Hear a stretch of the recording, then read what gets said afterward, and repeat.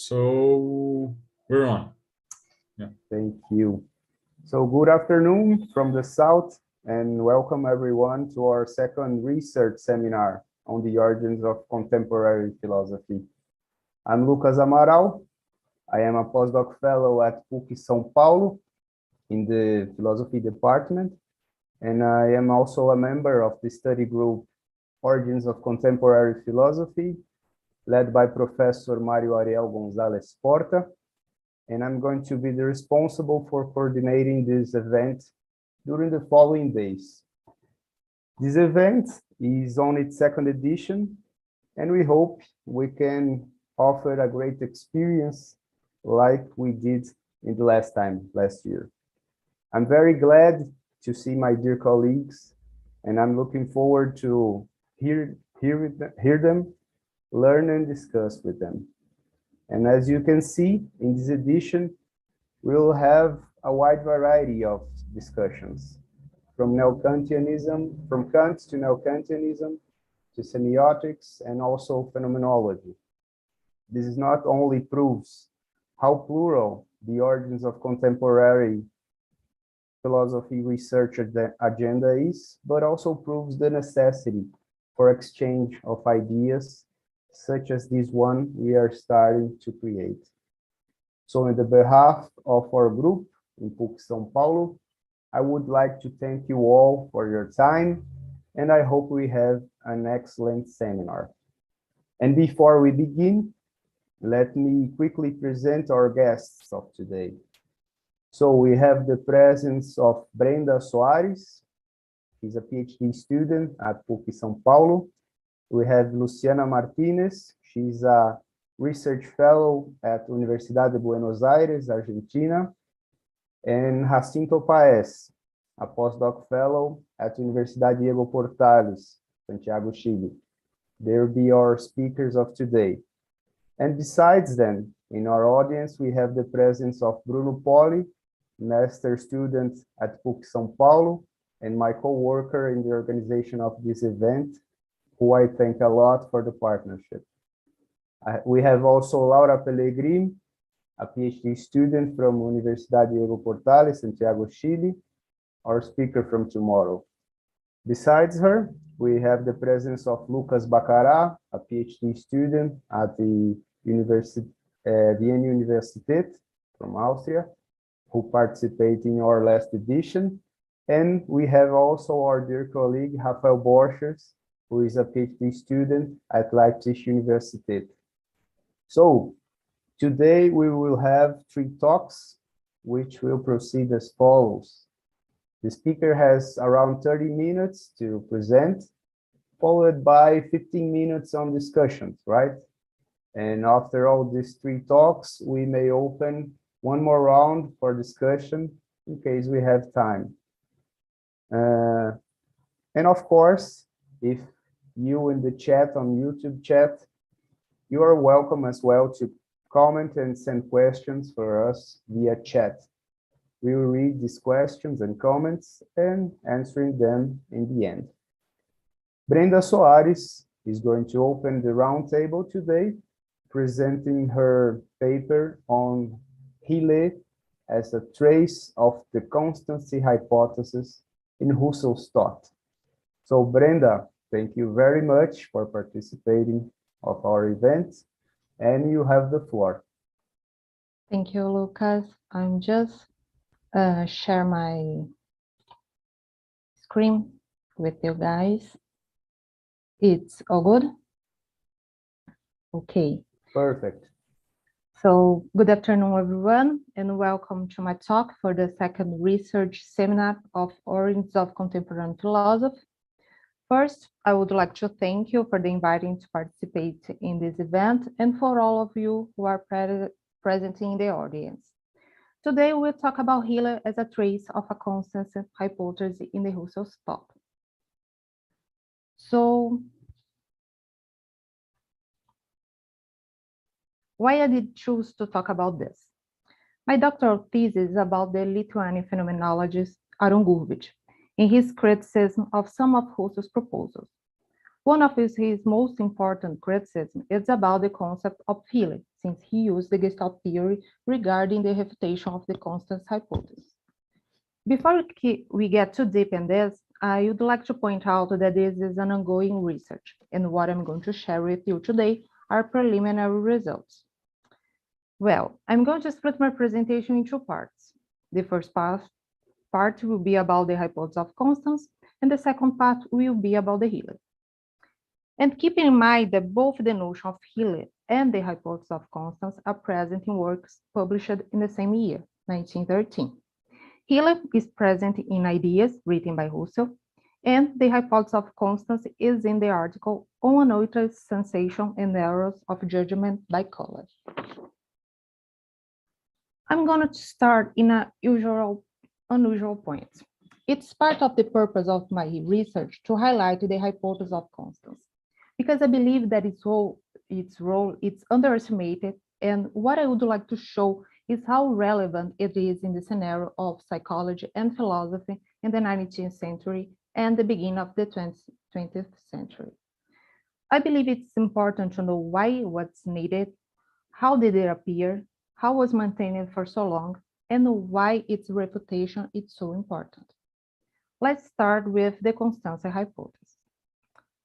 The constancy hypothesis is a late concept introduced by Gestalt theorists in the first cited by Kohler and then systematically defined by Kafka to identify an element common to an entire psychophysiological tradition present in the 19th century.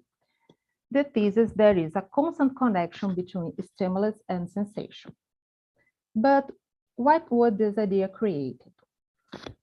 For us to establish a starting point, we will return to Kant in the 18th century, more precisely to Kant's refusal to grant psychology the status of a science, simply because it wasn't possible to apply mathematics or carry out experiments in psychology. From this starting point, we can observe an interesting movement all through much of the 19th century, which aimed to prove that Kant was wrong and that, in fact, psychology is considered a science. How did it arise? The first step was taken by Herbert when, in 1824, he published his Psychology as a Science, in which he defended a mathematical approach to ground psychology. He believed that it was possible to measure representations. However, Herbert couldn't arrive at a magnitude that could measure representations the same way as the magnitudes of the natural science were measured. Also, we have to keep in mind that the 19th century was a period of an intense development of physiology. And in this scenario, an important step was taken by the physician Weber, who finds a connection between the physical stimulus and the mental aspect, which we call just noticeable difference. And this is what we call the Weber's law. Later, it was Fechner, using Weber's law as a unit of measurement, who found a mathematical function that related the magnitude of an experienced sensation to the actual intensity of the physical stimulus, the well-known Fechner's law. This law created a basis for the development of psychophysics, fulfilling Herbert's aspirations and refuting the Kantian argument. With the development of a quantifiable theory of sensation, Fechner guarantees the possibility of experimental psychology as a controllable method, even if it were possible to measure sensation only indirectly. This law influenced, for example, the work of Helmholtz, one of the pioneers in proposing a science of sensation, and Wundt, the founder of the first lab of experimental psychology in Leipzig, Germany. Because it was as the origin of this movement, it is this law that symbolizes what later Gestalt theorists will call the constancy hypothesis. Fechner's law was reinforced by an atomistic view of the universe that was predominant in the 19th century, where the perception of complex was controversial and usually resolved by the explanation that sensations of a whole ultimately corresponds to the sum of its elementary stimuli. What Gestalt theories realize is that this is its useful life extended over time, even though being constantly questioned. Instead of accepting its revision, a certain tradition was imposed by gaining auxiliary hypotheses that helped in this maintenance. So, when objective data could not explain perception, it was always necessary to add to the experience some type of cognitive process that would help to organize, give meaning, or reveal something already existing in elementary sensations, a process that would supposedly transform sensation into perception, consequently eliminating disparities.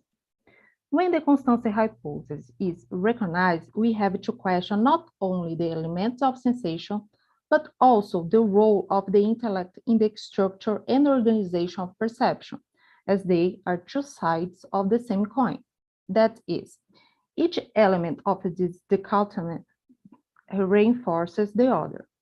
And this is the fundamental factor in Gilbert's proposal about giving the refutation of the constancy hypothesis important impacts of phenomenology. There are two examples of how the maintenance of this hypothesis is carried out.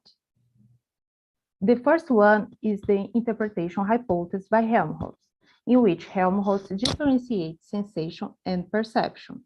For this, he follows the traditional psychophysics represented by Fechner's law.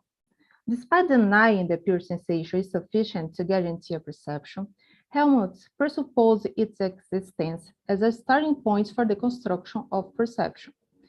This is because the stimulus that came from the real object, external to the subject, was the cause, while the sensation was the corresponding effect. Helmholtz believed that inferences were interpreted, giving rise to perception. That is, sensation alone could not guarantee representations regarding the shape and location of external objects. Another example would be the assimilation hypothesis by Wundt. The perceptual process taught by Wundt can be summarized in three parts.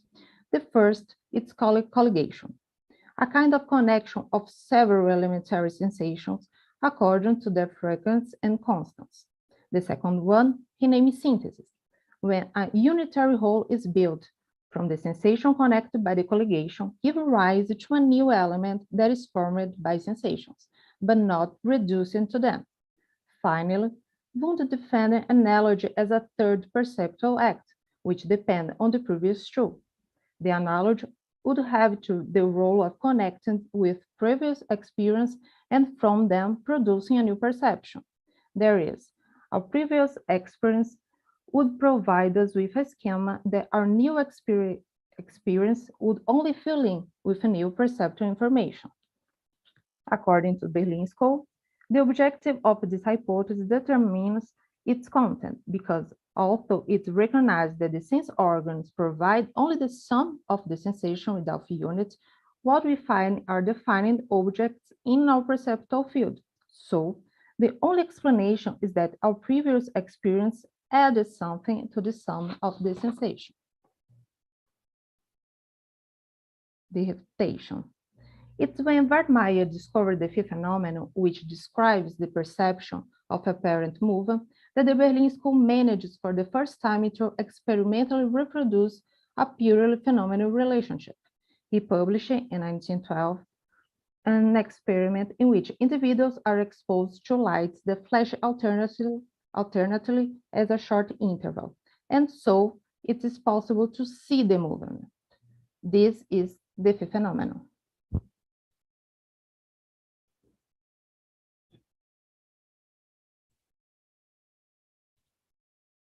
Just a minute.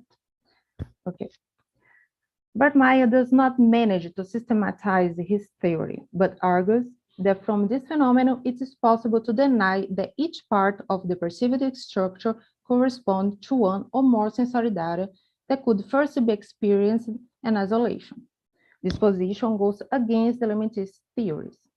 Until then, psychology considered the stimulus as something objective and externally given. What Gestalt theory will say is that the idea of a source of stimuli that we can claim to be constant is an abstraction. The case of so-called illusions, in which we supposedly have the same sensory data interpreted in more than one way by the subject, is a fallacy, because we cannot have access to each isolated stimulus to know if it remains the same. Gestalt is the very way in which the thing is perceived. Things don't have gestalt. They show themselves like gestalt. Kohler starts from this principle to identify the hypothesis of constants at the heart of psychology carried out at the time. And from the denial of the constants hypothesis, Kafka denies the notion of ambiguity. There is no ambiguous figure. There is more than one gestalt. When you see faces or a vase, you have access to different gestalt. And why this is variation? Because gestalt always takes place in relation to its perceiver.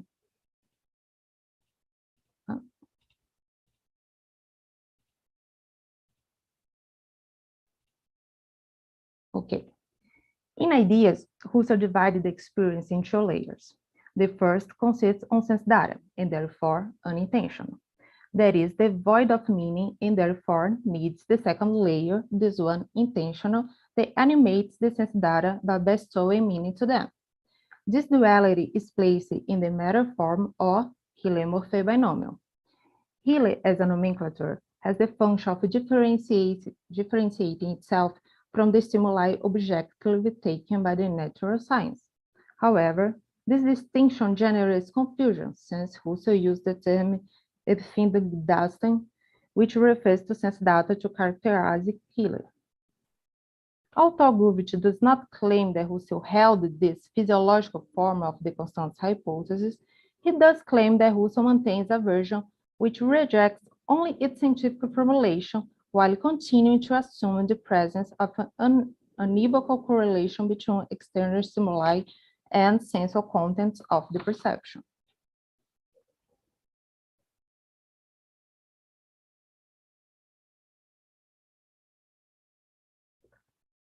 Although the term Hille appears for the first time in ideas, what it represents was always presupposed in Husserl's thought. To better understand, we must know that when Husserl described the structure of the intentional act in logical investigation, we can distinguish four moments: objectuality, matter, quality, and presentative content. Objectuality consists in the intrinsic reference of the act to an object, whether it exists or not. This is a very important change because Husserl manages to keep the object direction as part of intentional act, but he keeps the intentional object out. This means that since the object is not part of the act, it cannot be part of the phenomenological description, even though this act is always addressed to it. Whenever we address the intentional object, we do so in a specific way. We can perceive it, remember, or imagine it. And this way of addressing it, we call quality. Matter, on the other hand, is the content by which the experience refers to the object. As we do not have immediate access to the intentional object, matter tells us what the object is and how it's given. So if the quality tells me how I address the object, the matter specifies which object I am addressing and in what sense. The presentative content is the element of a sensitive nature, unintentional, that can operate as a basis for the intentional acts. This element did not exist in Brentano's intentional scheme, which stated that every cycle phenomenon was characterized as intention. Let's see an example for the intentional act. Suppose you come across a red ball. Our intentional act will always be directed at it on account of objectuality. This direction will always be towards something, in this specific case, the ball, and seen in a certain way, because we will never have access to it as a totality of perspective or meanings. That's the matter. This direction will always be in some way. In this example, is a perception, but could be an imagination or a memory. That's the quality. This ball needs to have sense data, such as a sensation of red, but only the sensation of red doesn't mean anything, and that's why it's unintentional. This is the presentative content. Husserl believes that the sensation of red only makes sense if it is apprehended as the sensation of red of the ball perceived in a certain way. So the sensation of red is the unintentional basis of the intentional act of perceiving the red ball.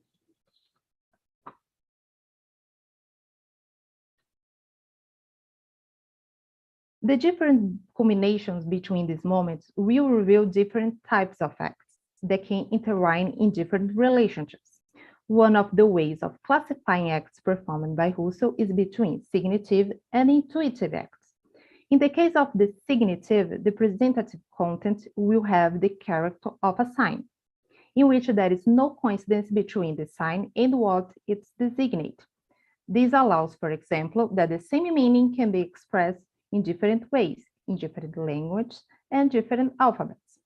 For example, here we have the word ball being written in several different languages. The signative act is based on the sensitive expression, which can be the mere sound of a word or traces on paper that correspond to letters. The point is that it does not have an equivalent intuitive content. None of these linguistic expressions have an intuitive link to the ball as an apprehended object. A signative act can be said to have its own intermediate object, the meaning, whether confirmed by an act of fulfillment or not, that is, whether it corresponds to any real object or state of affairs. This would exclude the presentative content from the essence of this intentional act. The intuitive act, on the other hand, as its main characters, is the fulfillment from the sense data of a correspondent who presents himself personally, would have the presentative content as part of the essence of the intentional act. Even so, this content would not be in itself intentional, but, as we said before, it would serve as a basis for the other moments of the act. The change. This apparent asymmetry in the importance of presentative content between the two types of acts is minimized by Gurvitch. And this is possible because Husserl himself expands the notion of meaning, sim, between logical investigation and ideas. Meaning is no longer restricted to linguistic significations, the delton. In ideas, it will be directly involved in the notion of noema as a unit of meaning. Thus, the problem around unintentional sense data is valid both for intuitive acts that carry out an objectifying apprehension of the appearance of an object, like perception, fantasy, or imagination, and for the signative ones that make comprehensive apprehension. Ultimately, Gurvitch believes that both cases, wherever difference recognized by Husserl himself might exist between them, are reckoned so far as sensual data are interpreted and hellatic elements undergo animating apprehensions. This alone is important in our present context. The other difference hardly matter. For Gurvitch, when we read or listen to something whose meaning we apprehended, we cannot underestimate the importance of signs for this understanding. They need more than simply to exist. They need to have a certain physiognomy, be articulated in a specific way, even as a physical object. This is one of the aspects in which Gestalt theory is fundamental. Just as a melody is not just a sum of notes, but has a form, a gestalt, our modes of expression also already form meaning and do not need an act that animates them. That's why, for Gurvitch, perception is a privileged means of access to meaning, regardless of the types of intentional acts.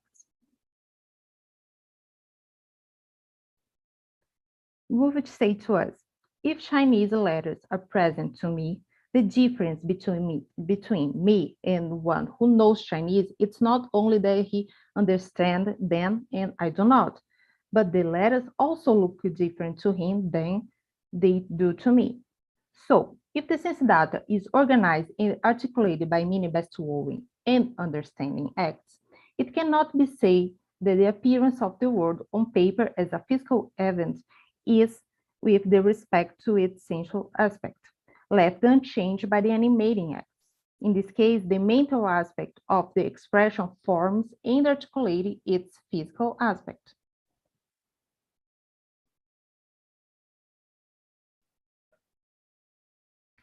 Let's go back to healing ideas. Since data, electric data, serve as a material substrate for intentionality, and the intentional moment of bestowing meaning is called by Husserl the noetic moment. When Gurvitch proposed to refute the possibility of healing, this refers to changing the noetic moment, and consequently in the theory of intentionality itself, which is central to the development of phenomenology.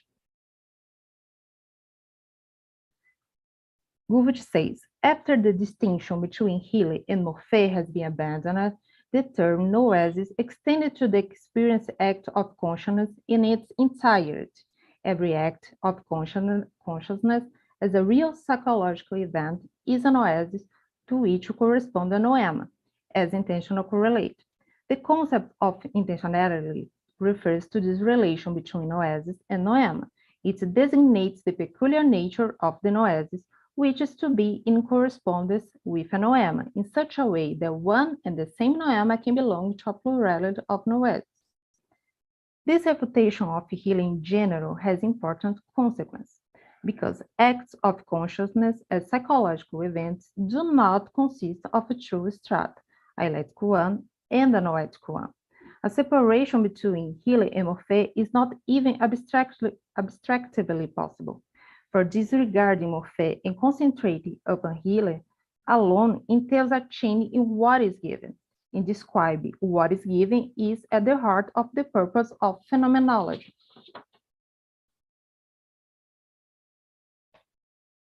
Now we have our preliminary results.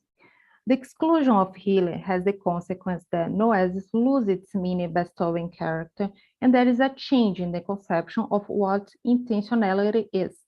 The intentional moment is renewed and becomes characterized as a noetic neuromatic correlation. This correlation brings out the indissoluble link between consciousness and meaning.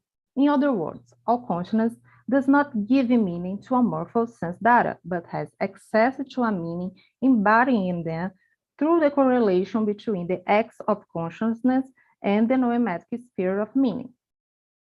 And that's it. Thank you all for your time and attention. Thank you a lot, Brenda. Congratulations. If you can stop sharing. Yes. Okay. Great. So thank you again. It was a great presentation.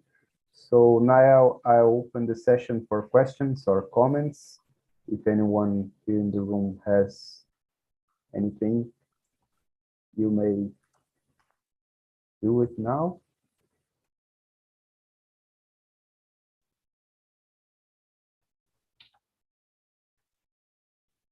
No one?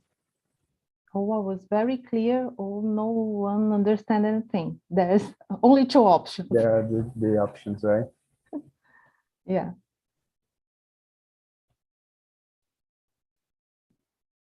So yeah, if Lucas, no one's yes. asking anything, I'll try to at least ask you for further explanations on. So I think the presentation is pretty clear. Of course, there's a whole the specifics of Husserl's I really don't understand, and I'm not going to get into it. But I would like you to further develop on why Gurvitch reads Husserl as maintaining the constancy, like at least a version of the constancy hypothesis. Because for Husserl, the healing maintain is a constant data. What is different, the way that we apprehend the things, it's all psychological act. So if I pay attention at some object, I can see it here differently. But the essential matter continues the same. So that's why. And like for Gestalt theories, the phenomenon is never constant, is not the same. When you change your perception about the thing changes too, because the phenomenon change. I think that is. Yeah, thank you very much.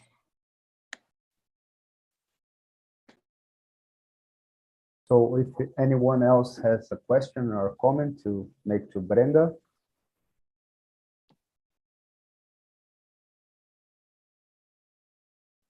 And once again, for the people who are watching us on YouTube, you can write it down, your question or comments, and we will read them afterwards and answering them, right? So, Lucas, can I make a brief question? Yes, of course, Brenda, Mara, please. it's a very silly question, Brenda. The presentation was very interesting, and I think I understood it.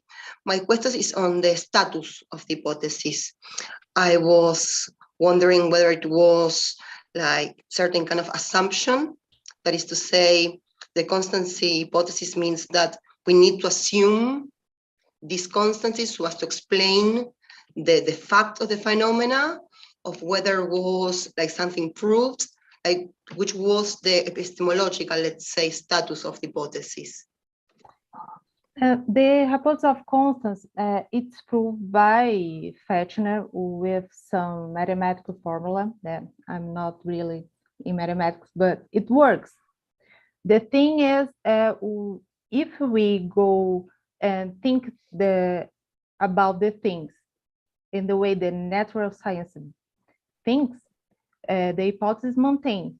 But if we look at things in a phenomenological way, does not. But we have to part of some point. And eventually, Husserl still maintains the idea that they have objects undergo sense data that undergoes our perception about the things. So it's not that when he has this example of the tree. The tree that I imagine is not the same tree that is in the world. So the thing is, when he split the experience in constant material data and the phenomena that we have access, this is the version of the hypothesis of constants. But in a physical way, for the formula that Fechner's proposed, yes, has proven in laboratories. So the thing is, what your perspective, because in the natural science, the constants of a hypothesis is not a problem.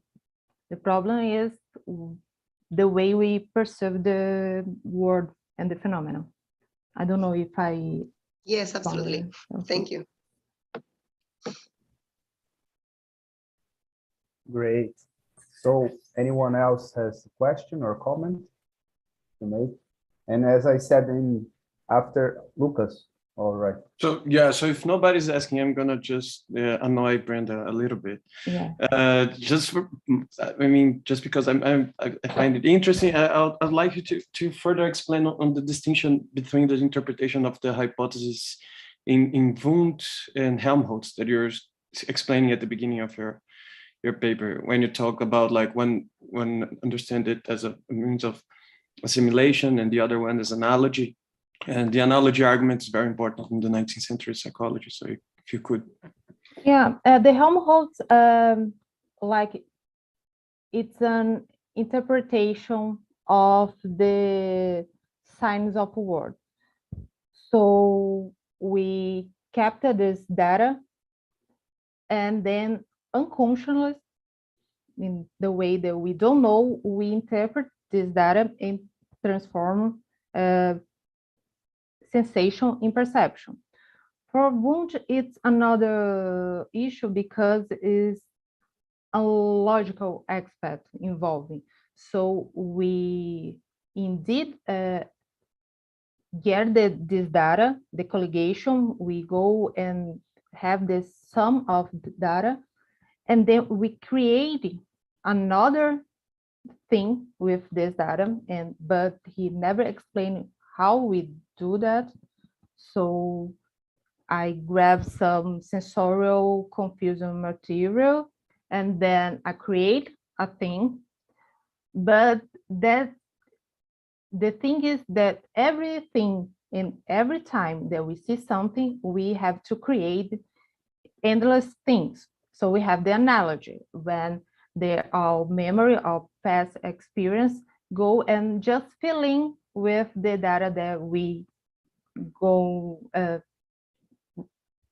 kept with ourselves during our whole life, and just grab the things that we not have yet, and then transform it in actual experience in the way you're gonna live.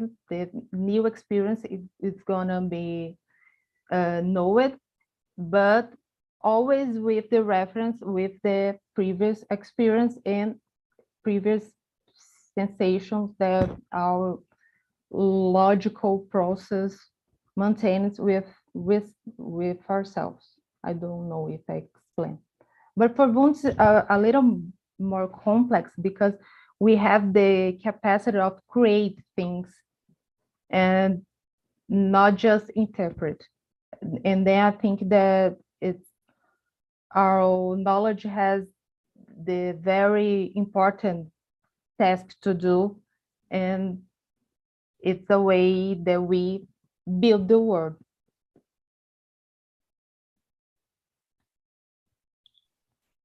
Oh, great. So thank you again, Brenda, for your talk. And now we're going to pass to our second talk of today.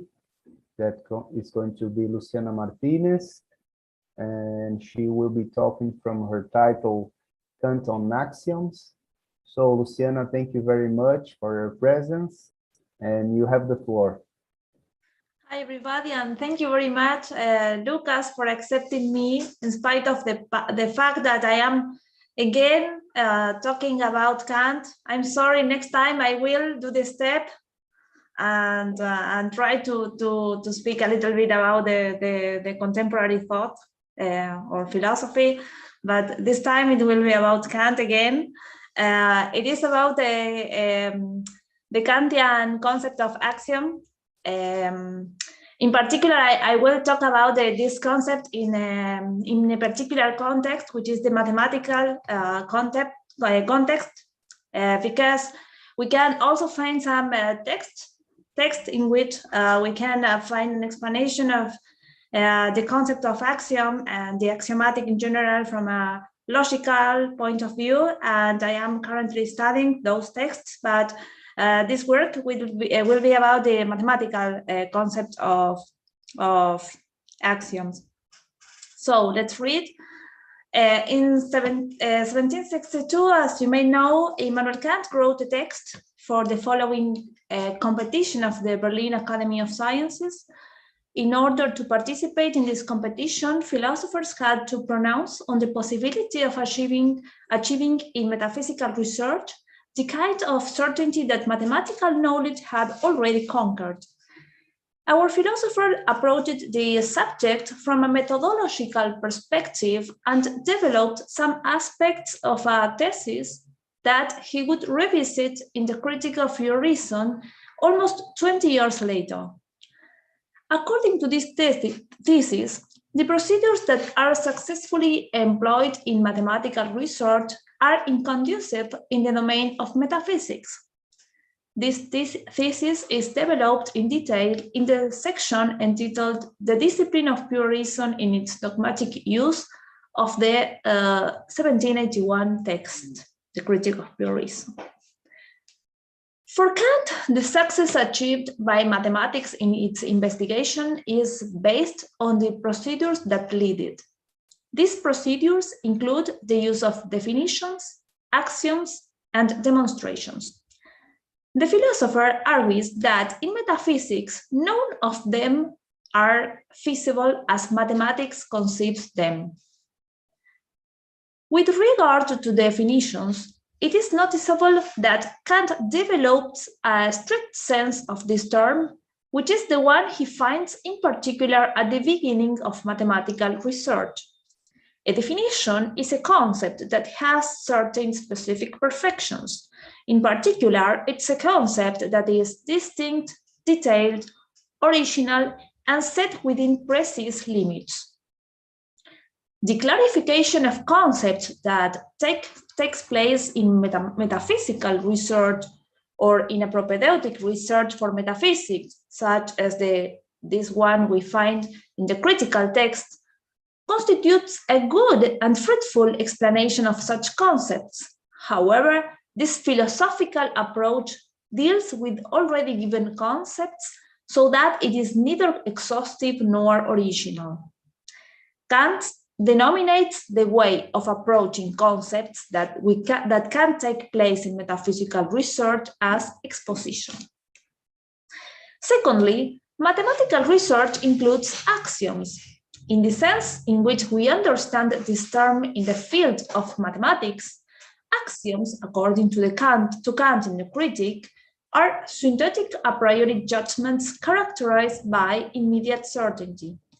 In connection with this definition of the term axiom, we have to explain why it is inconceivable for Kant that cognition by mere concepts is not capable of attaining immediate certainty, unlike mathematical cognition, which proceeds by construction, and why philosophy does not contain axioms.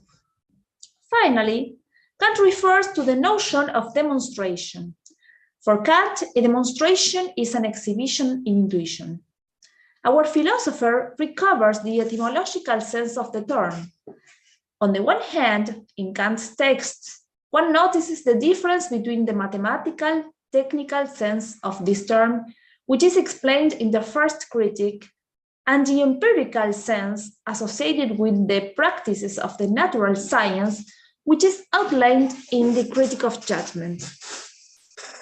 In relation to the procedure proper to mathematics, finally, it is possible to identify two problems. On the one hand, it can be discussed whether there are demonstrations in all disciplines of mathematics or whether this procedure is exclusive to geometry. On the other hand, the relationship and the differences between the demonstration and the construction of a concept must be explained. I have done that in a paper, and I am not going to talk about this concept of demonstration here today. In this contribution, we examine the notion of axiom in a mathematical sense. To do so, firstly, we review the definition of the term that can be found in the mathematics texts that Kant used in his courses. Secondly, we will do on some brief and marginal appreciations that we find in the pre-critical sources and which are considered to be a sort of work in progress by our philosopher. To examine Kantian views on criticism, we look at the relevant passages in the Critique of Pure Reason. Finally, we will discuss the notion of the axioms of intuition.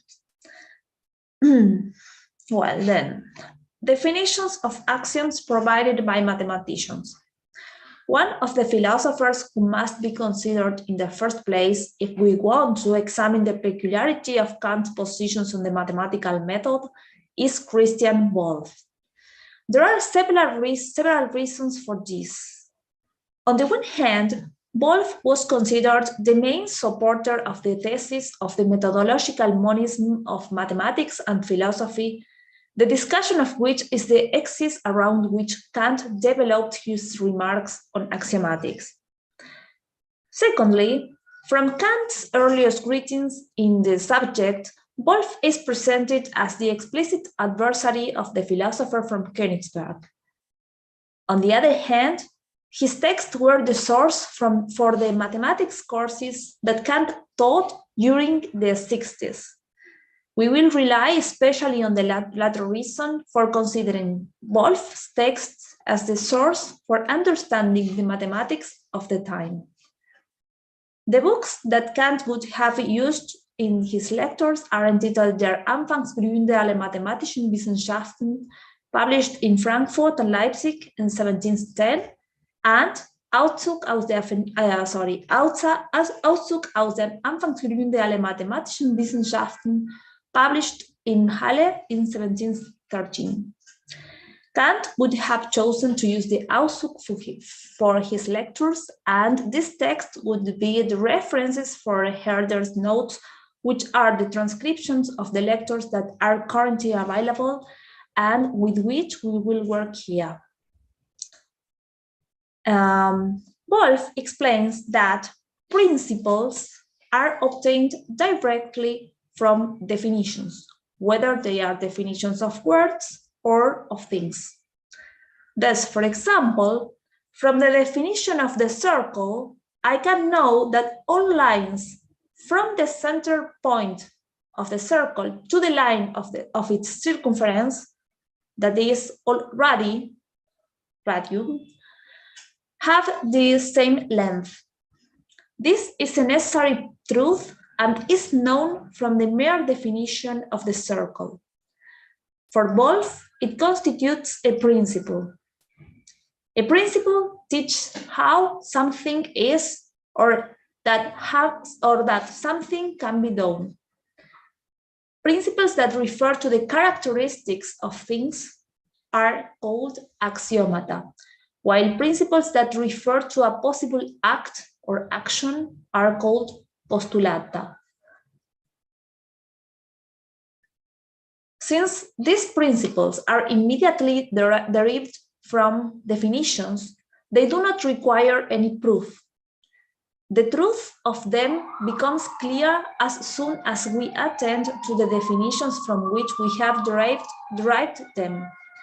Once we find such definitions, and only in this way, we can know whether the principles we derive from them are true. In other words, the truth value of these propositions, the principles, their axioms, are guaranteed by our definitions. But it is necessary to have them, to have definitions, in order to be able to determine the true value of our principles, of the axioms. This way of understanding the axioms is repeated in other texts by the professor from Halle, Wolf. For example, we can see it in the mathematical lexicon. According to this text, an axiom or principle, Grundsatz, is a proposition that is so clear that one admits it without any proof. According to the text which have taken into account, for both, the axioms of mathematics are principles that state that something is a certain way, are obtained immediately from definitions and do not need any proof. They are regarded as undisputed truth and constitute fundamental propositions for knowledge. It is worth noting the feature of axioms that means that they do not have to be proved. In the passages under consideration, it is pointed out that this is because they follow from definitions. In the lexicon, a complementary interpretation of the non-need for proof is suggested, which is linked to the self-evidence of the axioms. Well, this is both. It's like the basis with which Kant is discussing. Now we are going to talk about a little bit about Kant, pre-critical and critical remarks on axioms. In the currently available pre-critical documents, we find few but significant references to the notion of axiom. First of all, we find reference in a note from the 60s based on mathematics lectures given by Kant. Those notes are written by Herder. The annotations, which would have been taken between 62 and 64, are brief and not very articulated.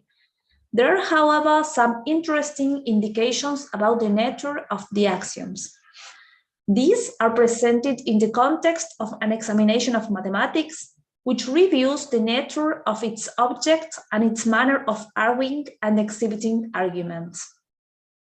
According to Herder's notes, Kant commented on the notion of axioms in these lectures. According to this testimony, axioms were described in these lectures as theoretical propositions which are not proved, and in this sense, as principles, that is Grundsätze, or common notions. In der Textuntersuchung über die Deutlichkeit der Grundsätze der natürlichen Theologie und der Moral, written by Kant in 72 and published in 62 and 64, we can find some references to the procedures of mathematics. In relation to the topic at hand, in this text, Kant points out that the mathematical sciences are based on few unproven propositions which are considered to be immediately true.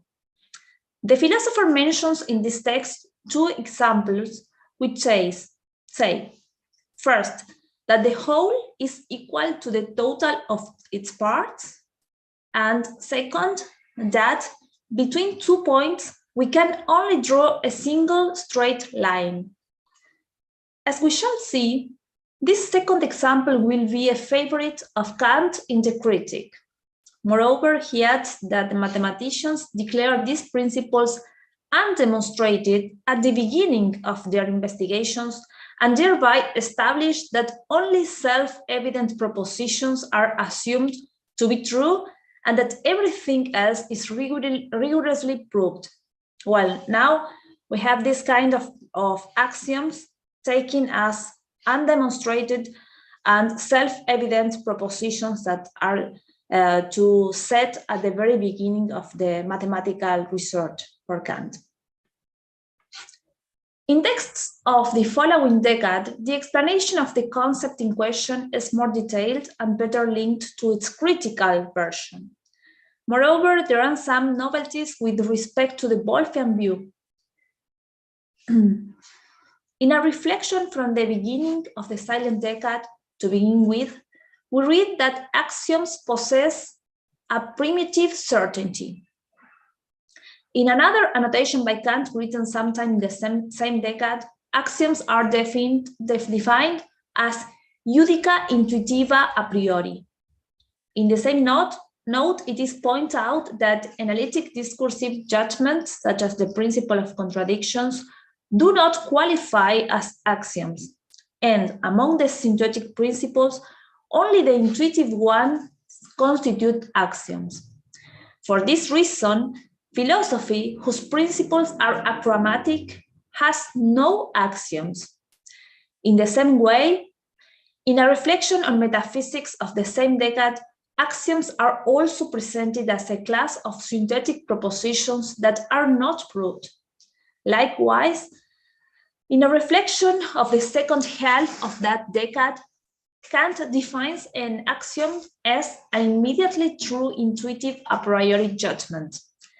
These annotations are found in the Martian's text of the Ausdruck of der Vernunftlehre, which is the text that Kant used in his courses on logic. If we look at the annotations of Kant's students in the currently available annotations of the Encyclopedia Philosophica dating from the second half of the silent decade, it is pointed out that metaphysics will not provide dogmatic propositions or a priori axioms. Then it is added that mathematics has axioms, that is, a priori principles of intuition, whereas philosophy has only principles for discursive a priori knowledge. Thus, the study of the precritical sources allows us to notice an evolution in the approach of the axioms. Before the Dissertatio in 1770, Kant broadly repeats the standard Wolffian view. In the silent decade, he seems to be discovering the properties that he will attribute to the axioms in the Critic. They are presented in the sources of the silent decade as non-proving, self-evident propositions constituting synthetic a priori judgments and containing self-evident truth. Moreover, the annotations restrict the sphere of axioms to the realm of mathematics. Well, finally, I will talk a little bit about the explanation of axioms in the Critique of Pure Reason, where we can find numerous references to the notion of axioms. First of all, in the Transcendental Aesthetics, Kant refers to the axioms of time, such as the one that states that time has only one dimension. The philosopher points out that these are apodictic principles. They cannot be grounded in experience, since experience is neither a source of apodictic certainty nor of a strict universality. Now, as Kant says in the introduction of the Critique of Pure Reason, apodictic certainty and strict universality teach us that a knowledge has a priori principles. Thus, the axioms of time have an a priori origin and are a foundation of all possible experience for us. In the Methodenlehre, particularly in the section entitled Discipline of Pure Reason in its dogmatic use, the explanation of the concept includes some additional determinations. Axioms, states Kant, are synthetic a priori judgments that are self-evident, that is, that involve immediate certainty. This latter feature excludes the principles of philosophy from the set of axioms and implies that such philosophical principles, unlike mathematical ones, require deduction. In addition to the immediate certainty, this explanation of axioms includes a relevant property. They are synthetic judgments. Thus, we see that the axioms, as presented in the Critique of Pure Reason, are a priori, synthetic, and self-evident judgments. Excluded from this set are thus empirical judgments, analytic judgments, and judgments whose certainty is immediate. This last feature is central to the argument in the Methodenlehre. Kant, the set of axioms excludes those judgments that link a predicate already contained in the concept of the subject, that is, analytic or explanatory judgment.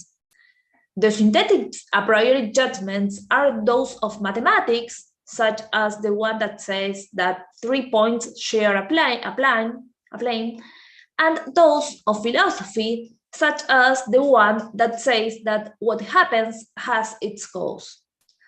For Kant, only the former are axioms by virtue of the fact that, as we pointed out, the connection that such judgments express is immediately evident. The connection arises in intuition when we construct the concepts of mathematics. These mathematical judgments constitute principles for mathematical knowledge. This is because they do not require proof, since they have evidence and are the starting point for the construction and demonstration of other judgments. In the introduction of the Transcendental Dialectic, Kant again refers to the axioms of mathematics in order to specify the sense in which they constitute principles. He mentions in this case his most usual example, according to which we can only draw a straight line between 2 points. He further characterizes them as a priori universal knowledge and examines the sense in which they can be regarded as principles. And now he uses another word. He doesn't say Grundsätze, he says Principia or Principien. Kant is explaining what it means that reason is the faculty of principles. In this context, in the dialectic, He points out that in mathematics, we do not cognize from principles, aus principien. To know from principles is to know the particular in the universal through concepts. In mathematics, we do not know through concepts, but by construction in pure intuition. The mathematician knows by constructing an intuition and proves from judgments which are self-evident by virtue of the nature of the pure form of our intuition. Now, in the analytic of principles, Kant presents an additional determination of axioms which allows us to differentiate between two concepts: axioms in the broad sense and axioms in a strict sense. In the broad sense, axioms are synthetic a priori self-evident judgments. Evidence implies that these judgments must be intuitive, because the certainty of them is immediate. Discursive principles are not self-evident. They require deductions. As we have already noted, only in mathematics we do find such principles. Kant even claims that the knowledge provided by philosophy could not be as self-evident as the proposition that says 2 + 2 = 4. Now, as I told, in the analytic of principles, Kant also develops a way of defining them according to which only geometry has axioms. Kant mentions two examples again. These are the judgment that we can only draw a straight line between 2 points, and the judgment that we cannot enclose a space with only 2 straight lines. These judgments, according to the philosopher, express conditions of a priori sensibility that make the construction of figures in space possible.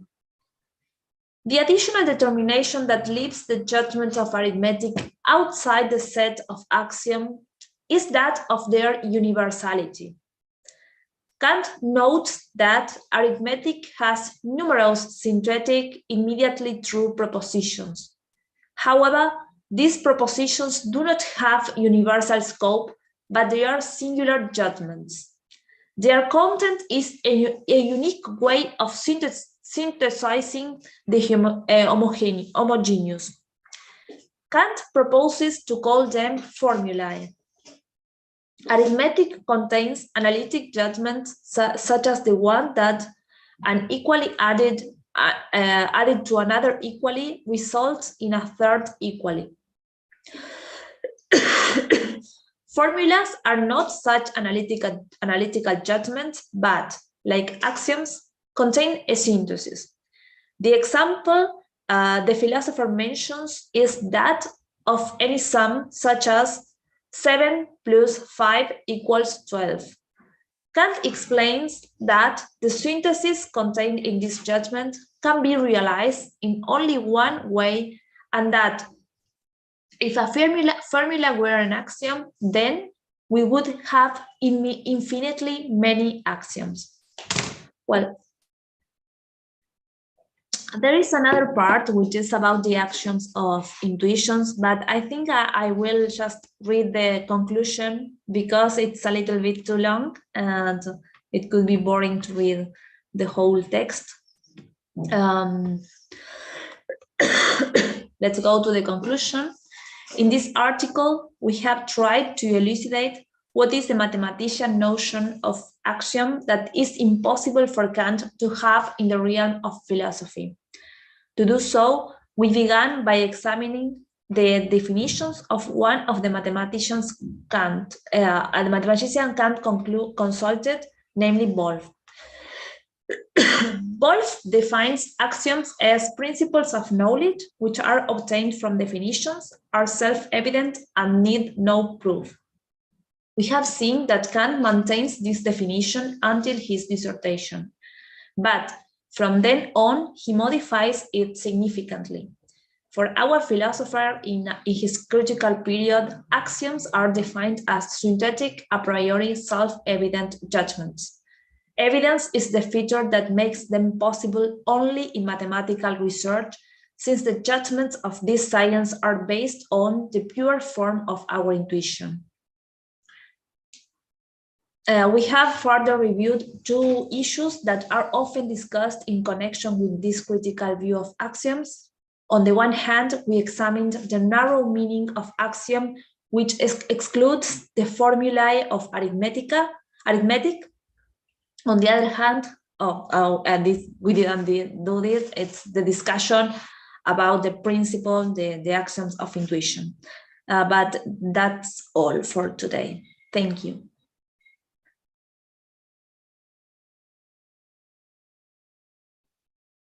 Thank you very much, Luciana, for your great presentation. And now I open the room for questions or comments from our audience here. We have Laura, and we'll start with her. Well, I have like three questions. The first one is in relation to the concept of self-evidence, and it's what role does it play in the Kantian conception? When you describe it, you talk about the immediate certainty, intuitive evidence, primitive certainty. And sometimes this concept of self-evidence is related to a certain kind of psychological approach, let's say. My question is, what does it mean that it is evident within the Kantian conception? The second one, and a corollary of this one, is the relation of the problem of the pragmatical use of the axiom. What role does it play? Whether we can disregard it when it's not useful, or we need to accept it just because it's like self-evident. The second question is in relation to the concept of axiom in the axioms of intuition, because as you described, the axiom of intuition is not supposed to be an axiom, properly speaking. So I was wondering whether in the system of the principles, the axiom of intuition, if it's not an axiom, why should we be able to call it an axiom at all?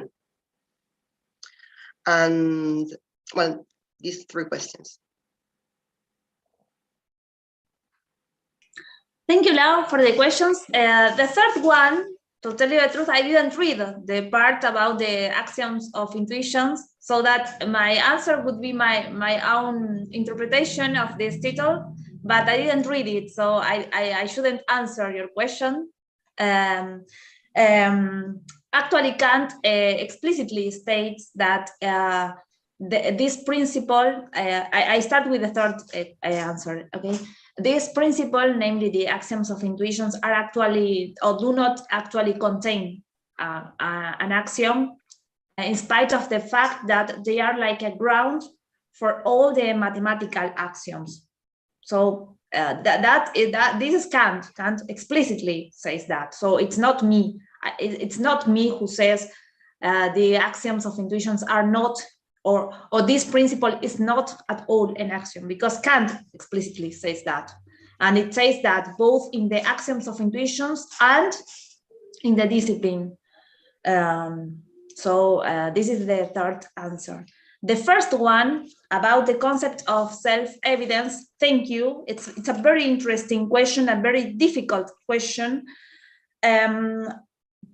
Actually, when I said self-evidence, I quote Wolff and not Kant, because Kant does not say self-evidence. He only says evidence. And with evidence, he means, in this context, immediate certainty. And when he says immediate certainty, and not mediate certainty, he says that it is not a certainty that we conquer discursively. It's like, it's not that you become certain through thought. And the reason why this certainty that we have in case of mathematical axioms relies on the fact that they depend on the very form of our intuition. So it's like the mathematical cognition depends on the form of our intuition. So it's like there is no mediation of our thinking, of our thought. I think that this is the reason why Kant thinks that these axioms are evident. It's and why its certainty is immediate. It's because they rely on the very nature or the very structure of our intuition, of the way in which we always are intuiting. It's like, I think this is the answer. But it's a very interesting question, because it's like we have to, I should actually be more carefully about with the description or the definition of this feature of our knowledge. And I repeat, when I say self-evident, I am it's a quote from Wolff, who actually says self-evident. Kant only says evident, and when he says that, he explains self-evident, that is immediately certain. That's all. And about the second question, Lau, to tell you the truth, I didn't understand it. So if you could repeat it, it would be very helpful for me. The second question is related to the possibility, let's say, just to briefly put it, of mathematical definitions to be wrong. So if you're arbitrarily constructed, and a priori arbitrarily constructed, how could a mathematical definition be wrong? Oh, that is not actually related with the problem of axioms, but it seems to me that I think that a wrong wrong mathematical definition would be the definition of something that could not be constructed within our intuition, such as, for example, a figure with only two sides. Yes. This could not be construable. We could not construct them within our intuition. It seems to me that this could be a wrong definition. That is something that wouldn't have any meaning because it could not be constructed within our intuition because of the form of our intuition, the way in which our intuition actually is. In this case, the external intuition. But the question about the possibility of error or mistake in mathematics is a very hard one. In case of the definition, it seems to me that the limit of our possibility of getting definitions in mathematics is this. I mean, it's the form of our intuition, but that is my opinion. Perhaps another person could have another view on that point. This is clear. And now I was remembering that another presentation, you talked about the concept of construction and the relevance that it had by the time. So now I relate it with that, and it's like, yes, but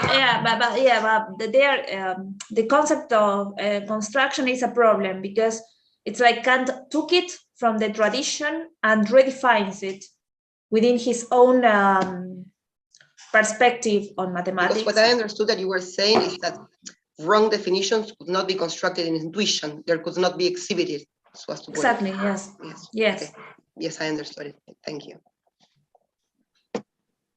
Oh, great. Thank you, Laura. Thank you, Luciana. And we have a question from Bruno. Bruno, please.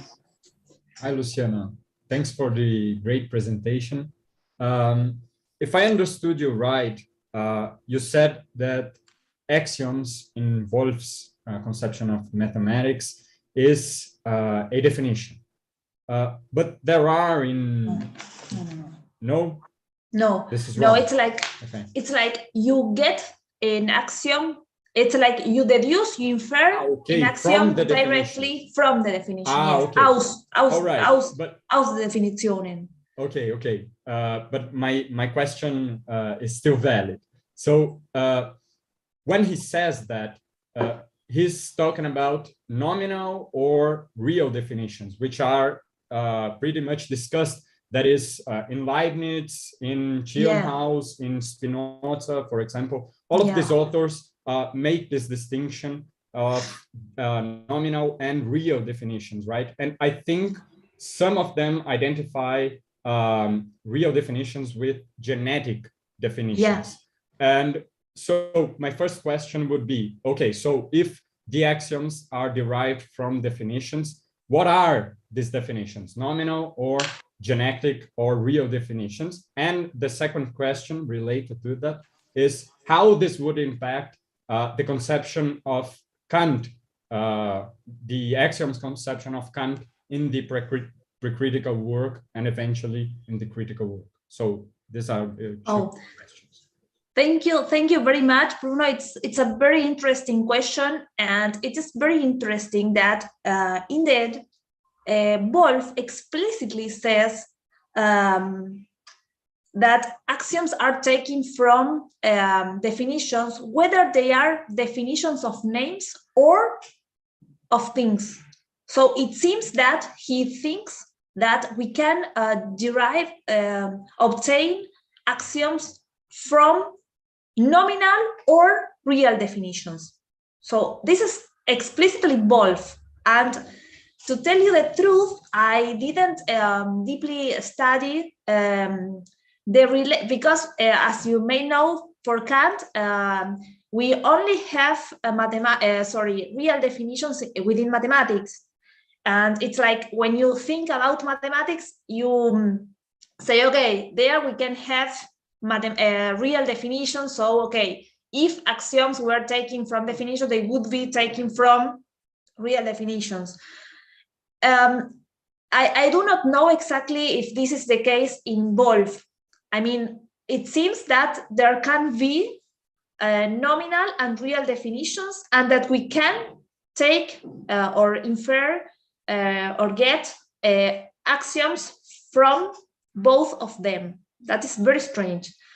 And about how Kant takes that, to tell you the truth, I tried to read all the material, the sources that are currently available about this topic. They're not so much. So it's like the only thing that the only statements that I found, I have commented them, and Kant does not say much more. We do not have many documents about his lectures on mathematics. We only have these papers taken by these notes taken by Herder, and they are really very brief, and it's very hard to actually know how the pre-critical Kant read this position or saw this position, this Wolffian position. It's a very interesting question, but it seems to me that it's very hard to provide an answer to it, because we do not have enough sources for that. But okay, thank you very much. Thank you.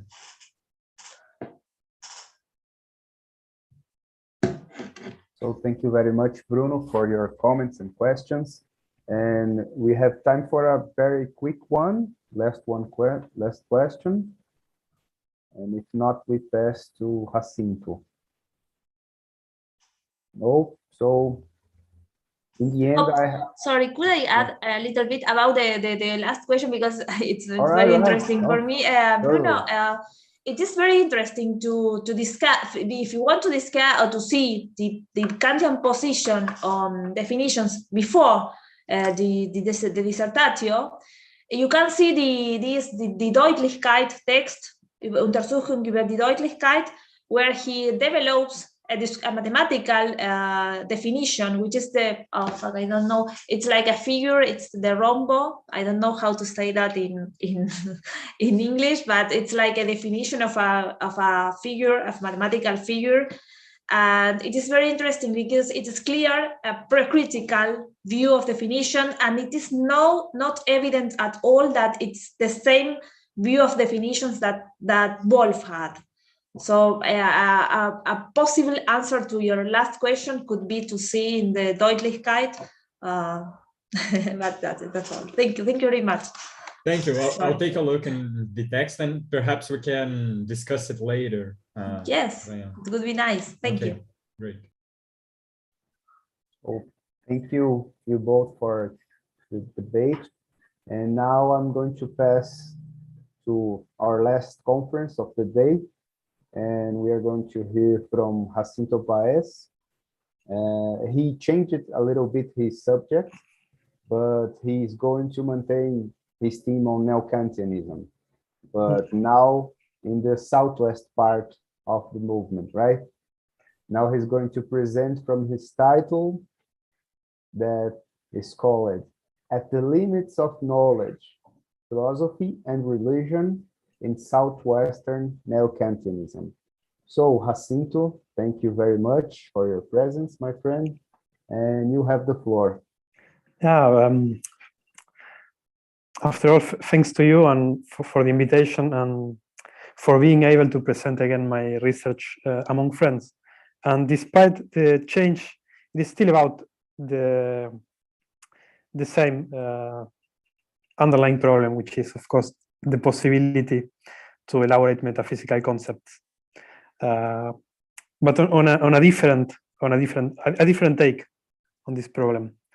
So, as Lucas well said, the title of my presentation is At the Limits of Knowledge, Philosophy and Religion in Southwestern Neo-Kantianism. And this investigation that I realized aims at presenting the essential tenets of the Southwestern Neo-Kantian take on the philosophy of religion. Specifically, I concentrate myself on two diverse aspects of Windelband and Rickert's approaches to religion. In the first place, I looked at the way in which they determine religious values. In the second place, I focus myself on the manner in which they confront religion with the systematic structure of culture. As a result of the analysis of the texts of both authors, we will see that it is possible to detect at least three roads to elaborate a philosophy of religion. So three different ways in which Windelband and Rickert present the structure of the philosophy of religion. However, in spite of this plurality, I will argue that they exhibit a similar underlying problem, namely a problematic relationship between transcendental philosophy and metaphysics. It is for this reason that the philosophy of religion takes the form of a reflection on the limits of knowledge, and with it, on the very limits of transcendental philosophy. So, what I want to highlight in the first place is that the philosophy of religion within the system of philosophy represents one of the most obscure aspects of Southwestern Neo-Kantianism. The writings on religion I will take only into account Windelband and Rickert. So the texts exclusively dealing with the philosophy of religion are scarce. So we have only one essay from Windelband and one chapter in his last book, and two chapters in Heinrich Rickert's whole production. So these two authors apparently have a minimum interest on the philosophy of religion. And this contrasts with what happens on the other side of the Neo-Kantian schools.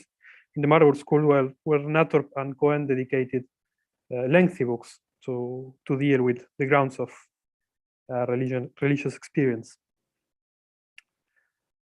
So, but on the other hand, when we talk about the philosophy of religion, so when they talk about the philosophy of religion, this area of philosophy seems to occupy a chief place in their philosophical systems. So on the one hand, we have not so many texts about it, but whenever they speak about religion, it tends to be quite concentrated passages, important passages, and problematic passages. So when they address So in this manner, the philosophy of religion obtains a distinctive neo-Kantian sense in which they try to understand the values involved in religious beliefs or experiences. And on the other hand, we are not so certain about what would be the source of this validity.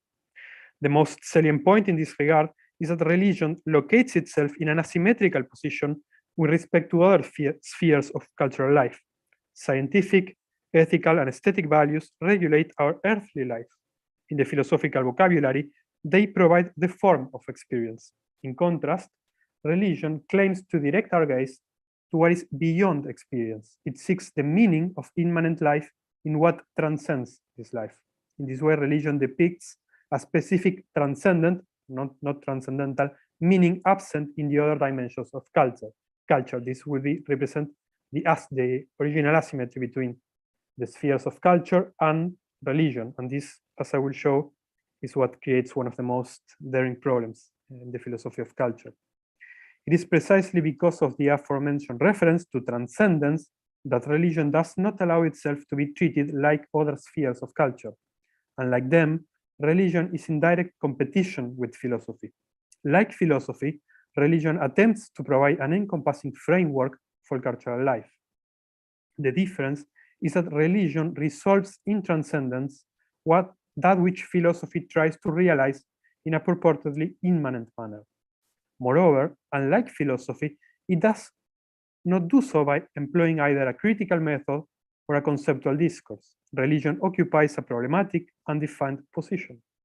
It can appear as a cohesive factor of cultural life, and under this role, it would constitute the concluding chapter of the philosophy of culture, so the most important place, yet it can configure a counter-image of philosophy.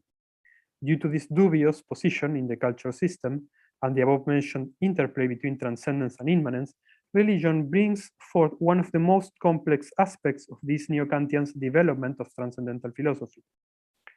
Provided this problematic context, my article investigates the essential tenets of the Southwestern neo-Kantian take on the philosophy of religion. Specifically, I concentrate myself on two diverse aspects of Windelband and Rickard's approach to religion. So, how they look religious values, and as I mentioned this, what's the place of religion in the system of culture. So I will start, I will explain first Windelband's position regarding the philosophy of religion, and then I will explain Rickard's two different stances on the philosophy of religion. So he deals with religion in two books, one from 1921 and the other one from 1934, and we will see that these two different takes are quite different, and it will be also a problem to understand why Rickard moves from one position to the other one. But I start with Windelband. So the key aspect in Windelband's discussion of the philosophy of religion is his identification of the most important value in religion with the holy or das Heilige.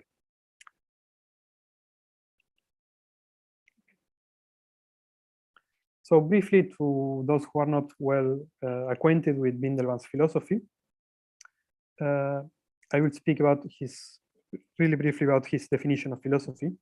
So for Windelband, the subject matter of philosophy is the general validity of the various principles that articulate our practices as rational subjects. That is the whole of our culture. These practices require, according to him, a set of standards to which they must conform. In addition, these standards do not function as natural laws, but rather as rules for assessments, that is, rules that do not condition but guide those rational practices. In view of their intrinsic normative force, Windelband decides to call these principles norms or also values. However, the factual acceptance of norms by the individual subject or by a given community is not sufficient guarantee of their general validity. Rather than the individual consciousness or the collective consciousness of the mentality or spirit of certain people, these principles belong to what Windelband calls normal consciousness. And I quote him, "Wherever, therefore, empirical consciousness discovers in itself this ideal necessity of what ought to be universal, it encounters a normal consciousness whose essence for us consists in our being convinced that it is to be real without regard to whether it is real in the natural and necessary unfolding of empirical consciousness. End of quote. Normal consciousness is recognized through the aim of transforming empirical consciousness into a rationally grounded consciousness. So in our attempt to regulate our life through these principles. Only in this manner we can transcend the subjective sphere in order to participate in a community of thinking subjects. Hence, philosophic questioning about the general validity of the principles of rational behavior takes the following form. So this is the main question of philosophy. What determinations of empirical consciousness actually belong to the normal one?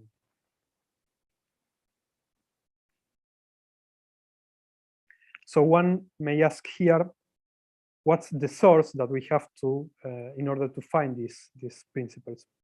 So here is the second important aspect in Windelband's definition of philosophy. Another source of philosophical concern is the determination of the fundamental principles that configure normal consciousness. Windelband employs a psychological thread to justify his reference to three specific directions of consciousness. Based on a probably questionable theory of the faculties of the mind, Windelband distinguishes between thought, willing, and feeling as primary activities of the mind. Each of these activities signals a concrete sphere of cultural values. It is in this way that we encounter the classical triad of values or of philosophical disciplines, the true, good, and beauty. Accordingly, these three spheres of values seem to comprise the sheer scope of our evaluative activity, and then to correspond to the three central subdisciplines of philosophy: logic, ethic, and aesthetics. So notably, there is one major absent in this presentation. So we find here in Windelband's characterization of values and the disciplines of philosophy no place for the philosophy of religion. There is not a psychic activity, and therefore no proper value, related to our religious life.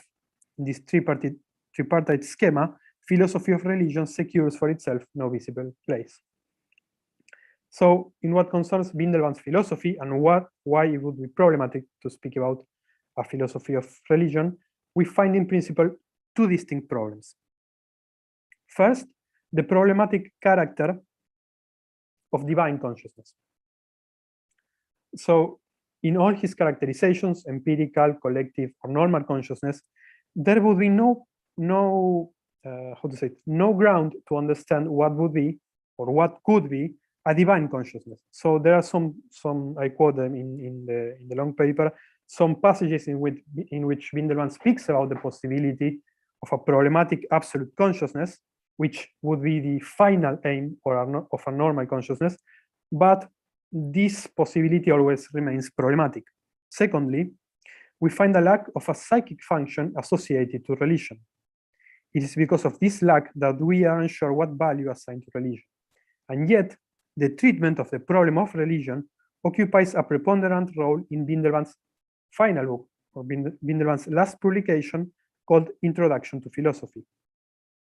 So, even though in Windelband's mature philosophy, we find some hints about why we do not find a philosophy of religion, in his last book, Philosophy of Religion represents the last and culminating chapter of the philosophy of culture.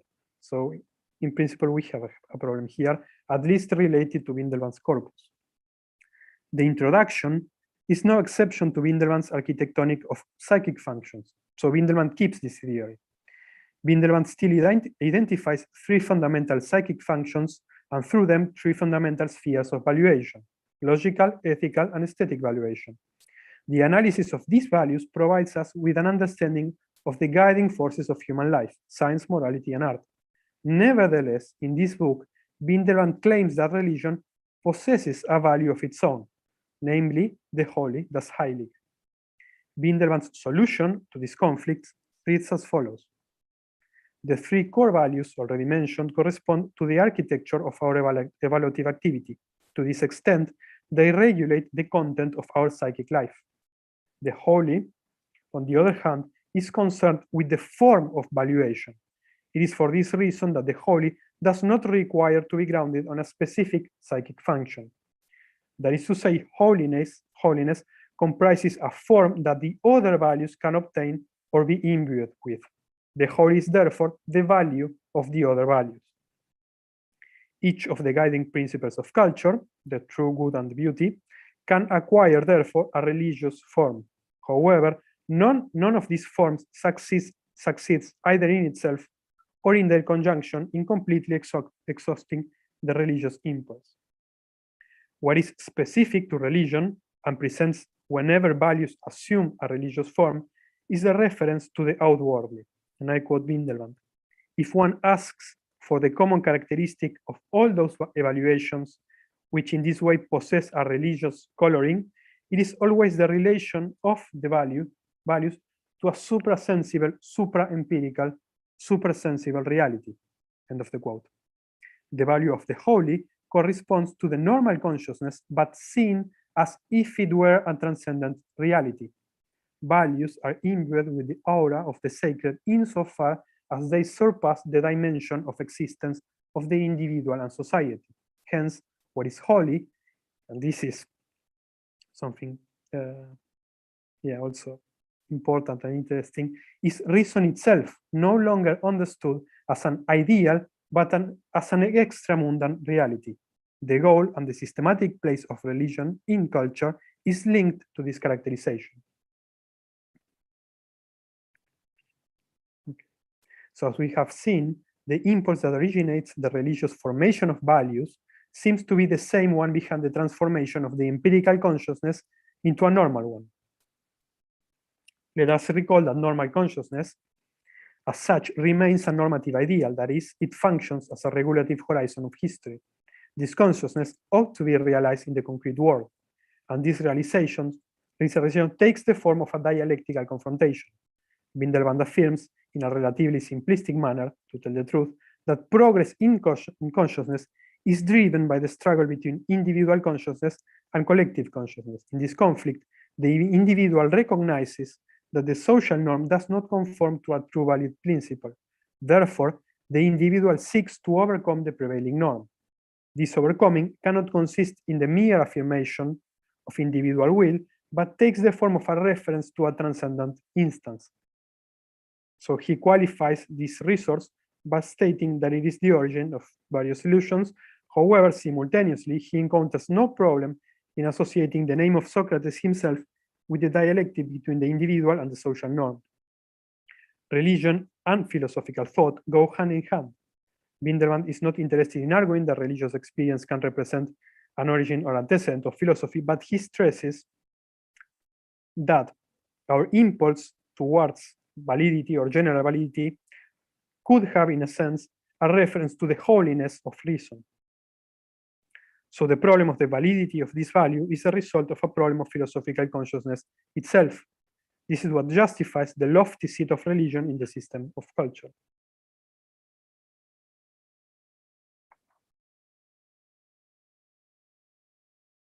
So in the context of the philosophy of religion, Windelband discusses some of the most problematic aspects of his philosophical program.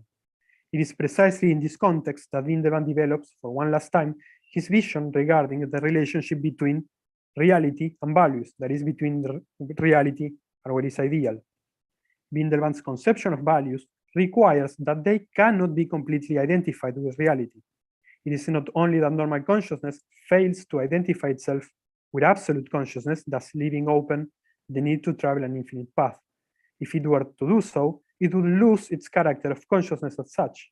So Windelband says, it is part of the essence of valuation that the norm which determines cannot be fulfilled by itself. Ought and being, value and reality must be different. End of the quote. The duality between value and its realization is a necessary requirement that belongs to the very essence of our thinking and our will. That is why such an identification, prescribed by metaphysics, but also by religion, would destroy our very rationality. The whole gamut of metaphysical and religious positions are built around the necessary connection and repulsion between the sphere of reality and the sphere of value. So it would seem that just as values can be considered from a psychological point of view or a philosophical point of view, There is also, in Windelband's system, the possibility of a properly religious, that is, metaphysical point of view. At the end of the journey of transcendental philosophy, as developed by Windelband, we encounter a problem that is refractory to philosophy itself. As Windelband claims, and I quote, "It belongs to the essence of things that this last problem is unsolvable. It is the sacred mystery by which we experience the limit of our being and our cognition." End of the quote. To put it succinctly, Windelband's architecture seems to be governed by two principles: the psychic functions and the formal reflection on them. It is curious in this sense that philosophy itself has no associative value of its own. Ultimately, the immanent worldview inevitably confronts the fact, immanent worldview represented by philosophy confronts the fact that it cannot close it on itself. That is, it cannot preclude the alternative of a transcendent conception. If it were to do so, it would end up denying one of the conditions of possibility of valuation. So this would be overall Windelband's presentation of the philosophy of religion. So the problem associated with it, identifying a value, in this case the holiness, and also trying to understand which type of consciousness is behind the philosophy of religion, and why in his last work he assigns to religion the highest place in the philosophy of culture. So I move now to Ricard's position, which, as we will see, it's also complex and entrenched in his own understanding of the philosophy of values.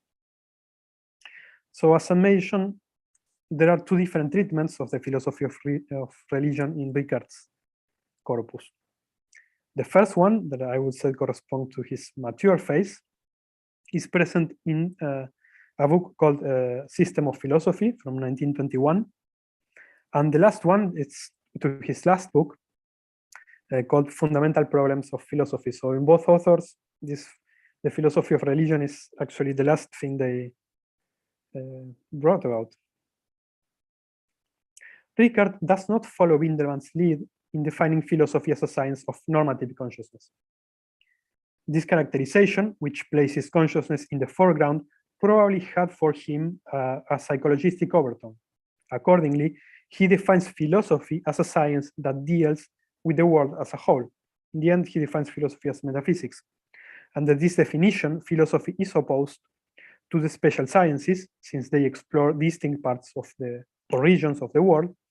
And with this definition, Ricard also moves away from the consideration of philosophy as a worldview, which was something popular by the beginning of the 20th century, because worldviews corresponds to views of totality, so they would share this with philosophy, but philosophy displays the property of constituting knowledge, so it is not intuitive. Philosophical discourse must meet then two requirements. It must be conceptual, against worldviews, and it must refer to the totality, against particular sciences. So this maybe we can go back. I will just mention briefly that Ricard's idea with this characterization is that we possess concepts which relate to each other in such a way that all parts of any whole fall either under one or under the other of them.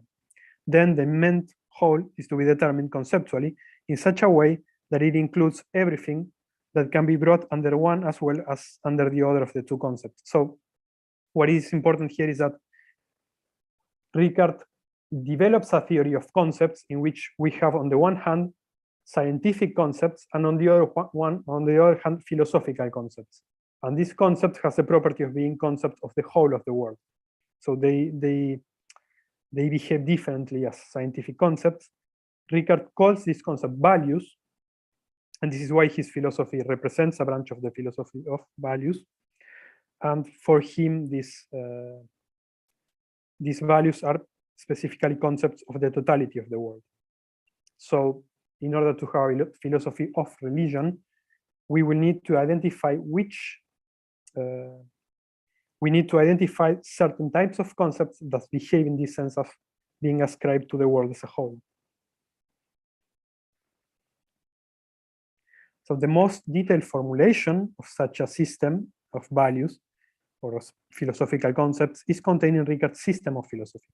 In this book, Ricard devotes a specific section to religion entitled Religions and the Divine.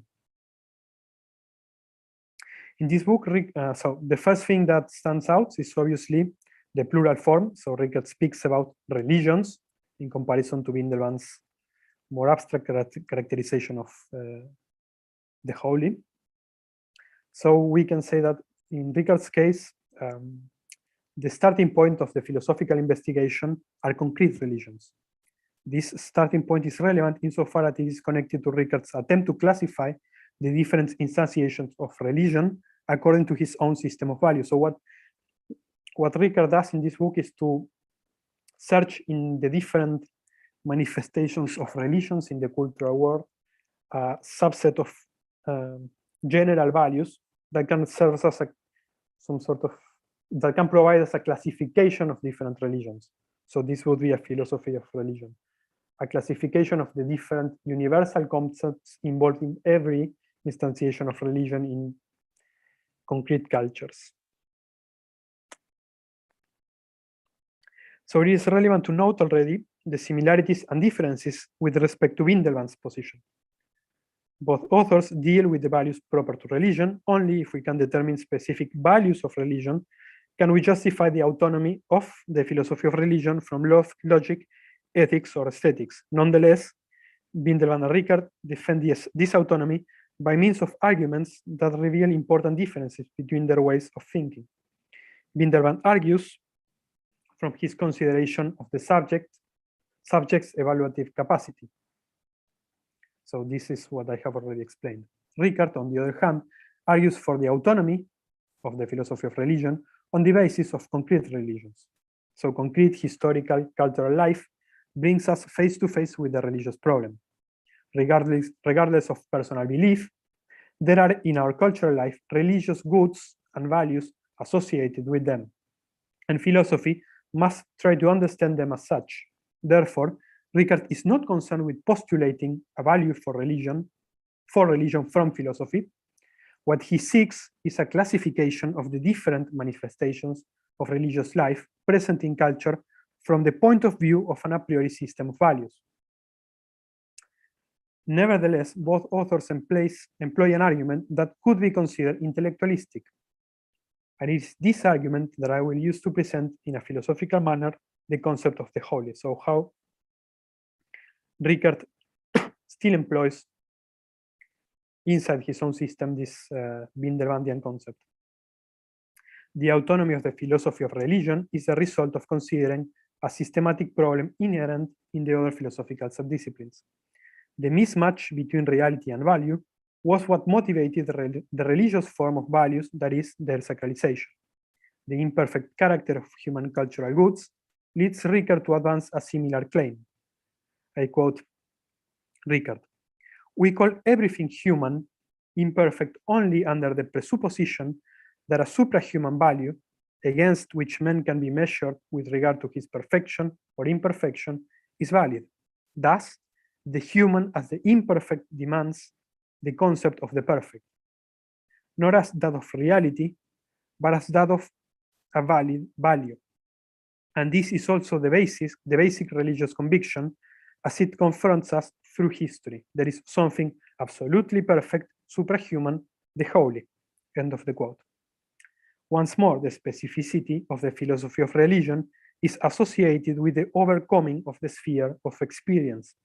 The incompleteness of human being cannot be understood, this would be Ricard's point, without also assuming some kind of concept of the complete.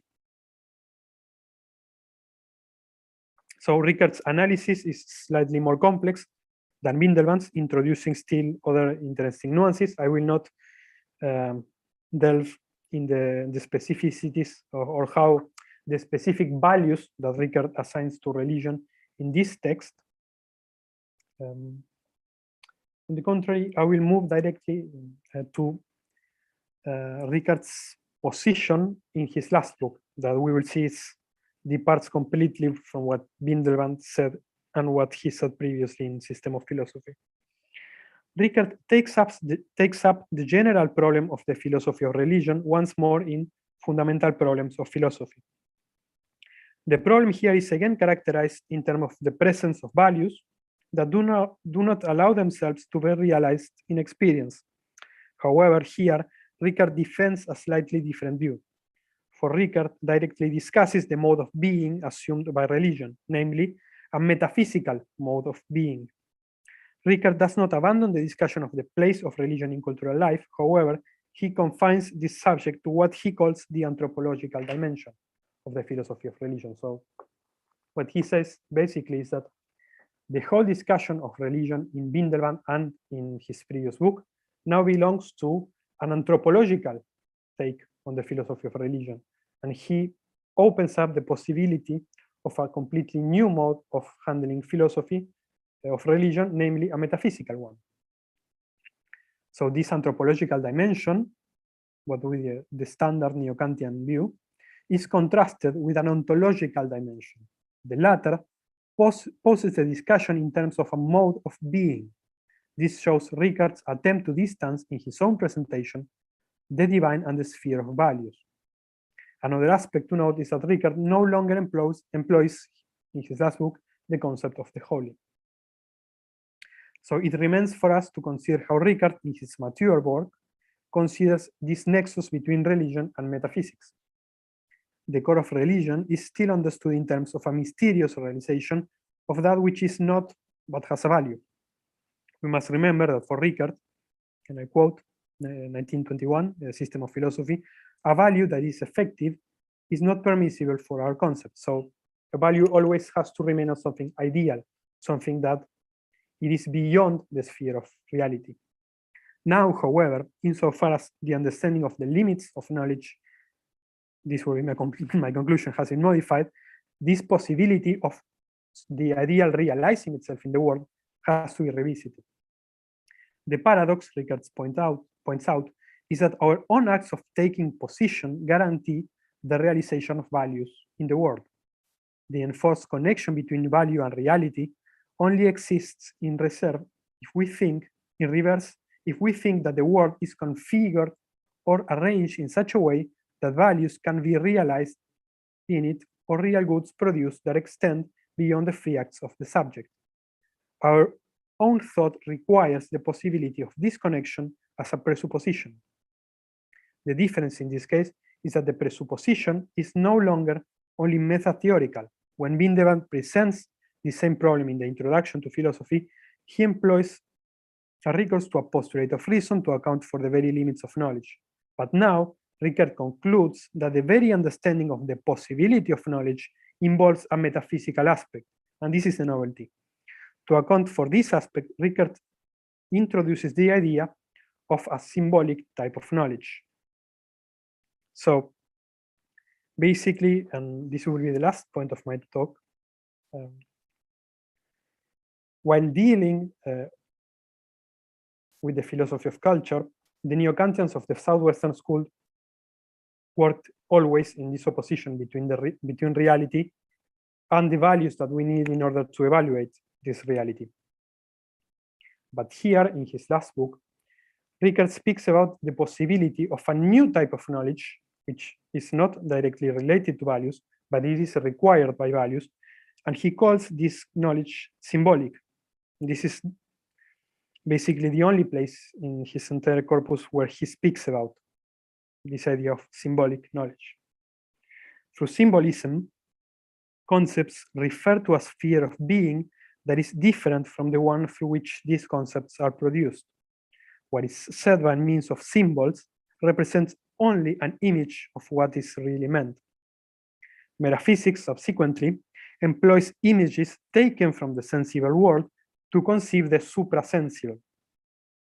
The most straightforward case of a symbolic concept is that of the reality of value, by which a higher reality is attributed to what which we know cannot be real in the sense of the reality of experience. In this way, the paradox of the realization of that which is not, but possesses validity, obtains a novel resolution. The sphere in which symbolic knowledge finds its most concrete presentation is precisely religion, and this is why the philosophy of religion, again, is underdetermined, but also fundamental.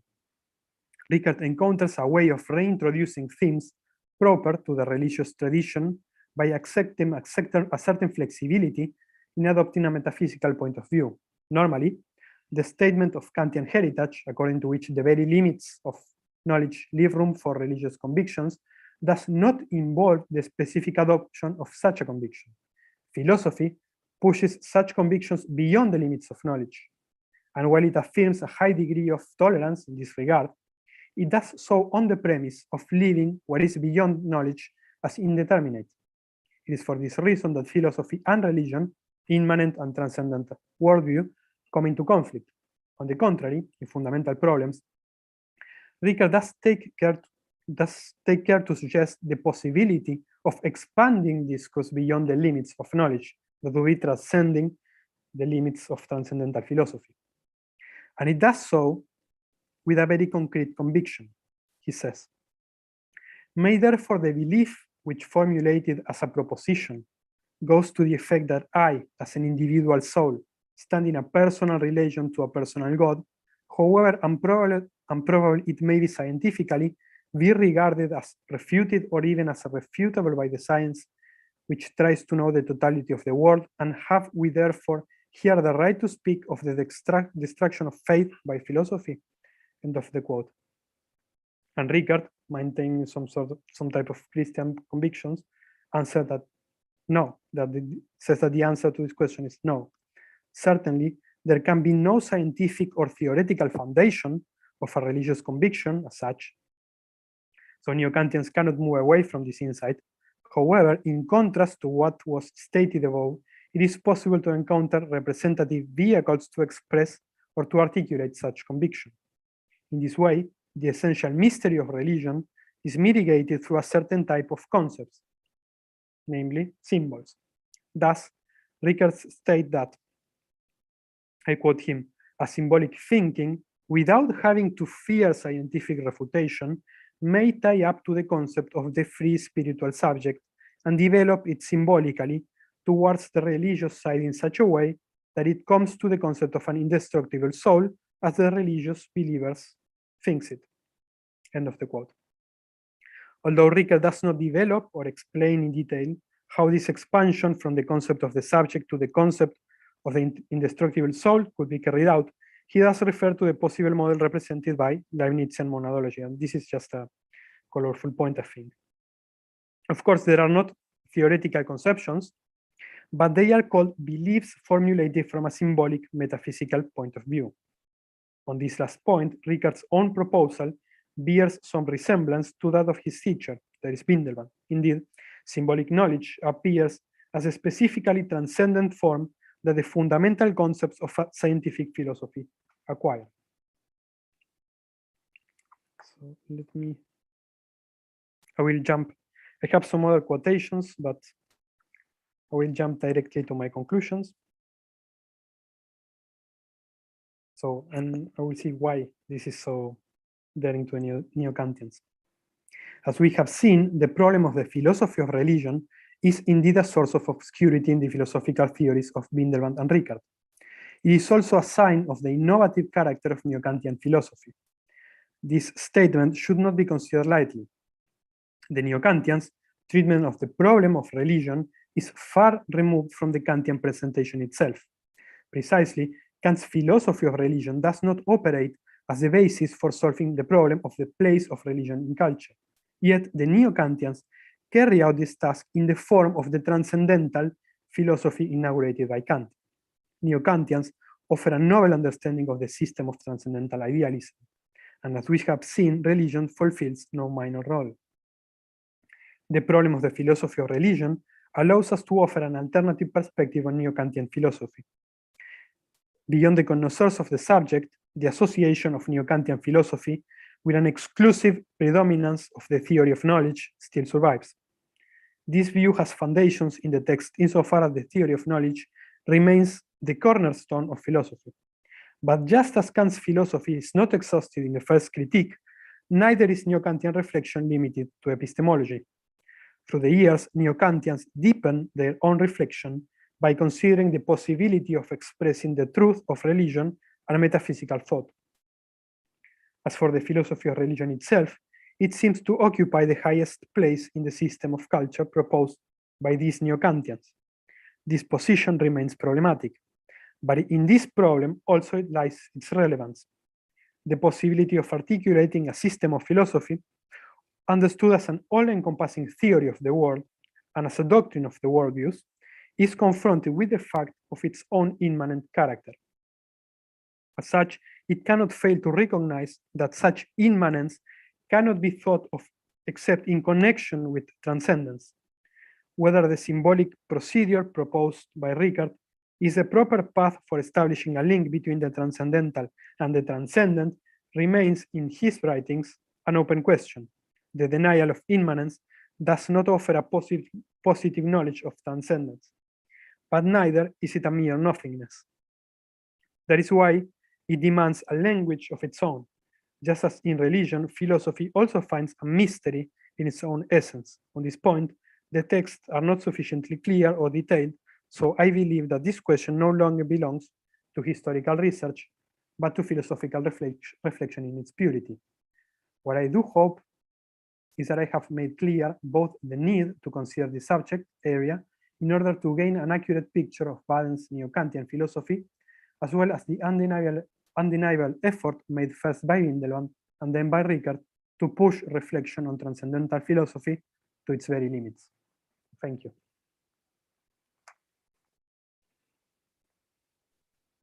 Thank you very much, Jacinto, for your great presentation. I like it a lot. And I now open for our questions, if anyone has a comment or a question to make. So we have Laura.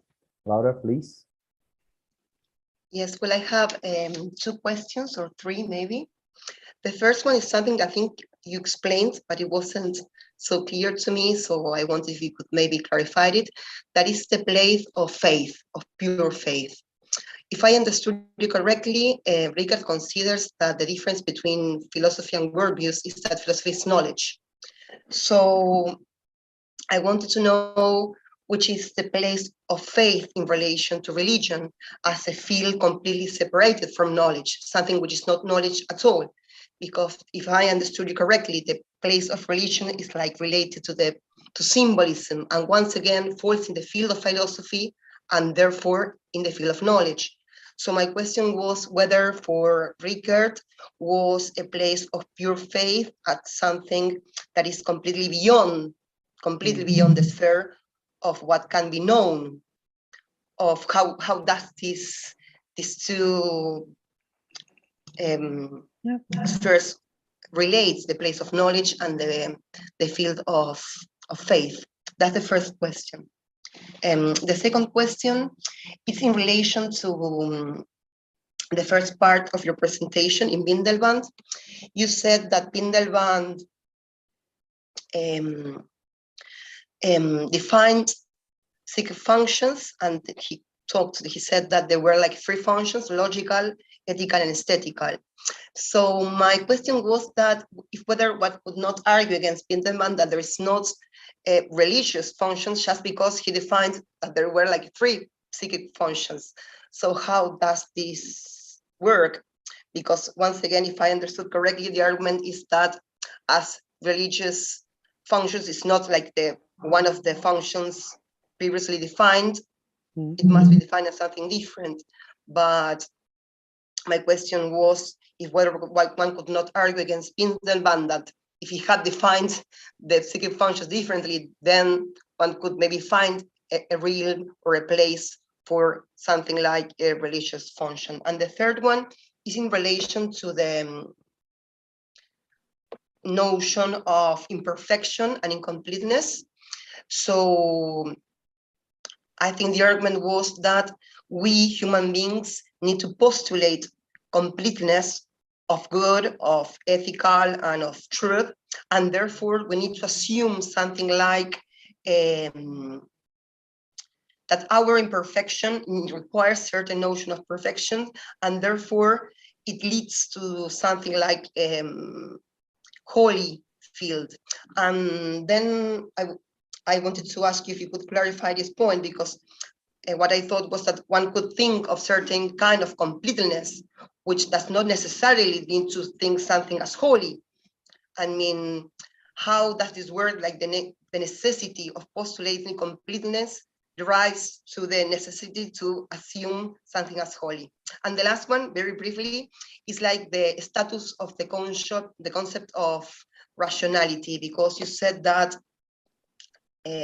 now I don't remember if it was Bindelman or Rickert, that talked about a holy reason.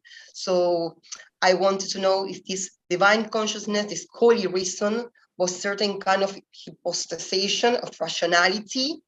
Are we talking a certain kind of logos, which is also God who creates the rationality of the world, or maybe like not at all? Yeah. So lots of questions, sorry, but your presentation was very interesting. So the first one, I will mix the order.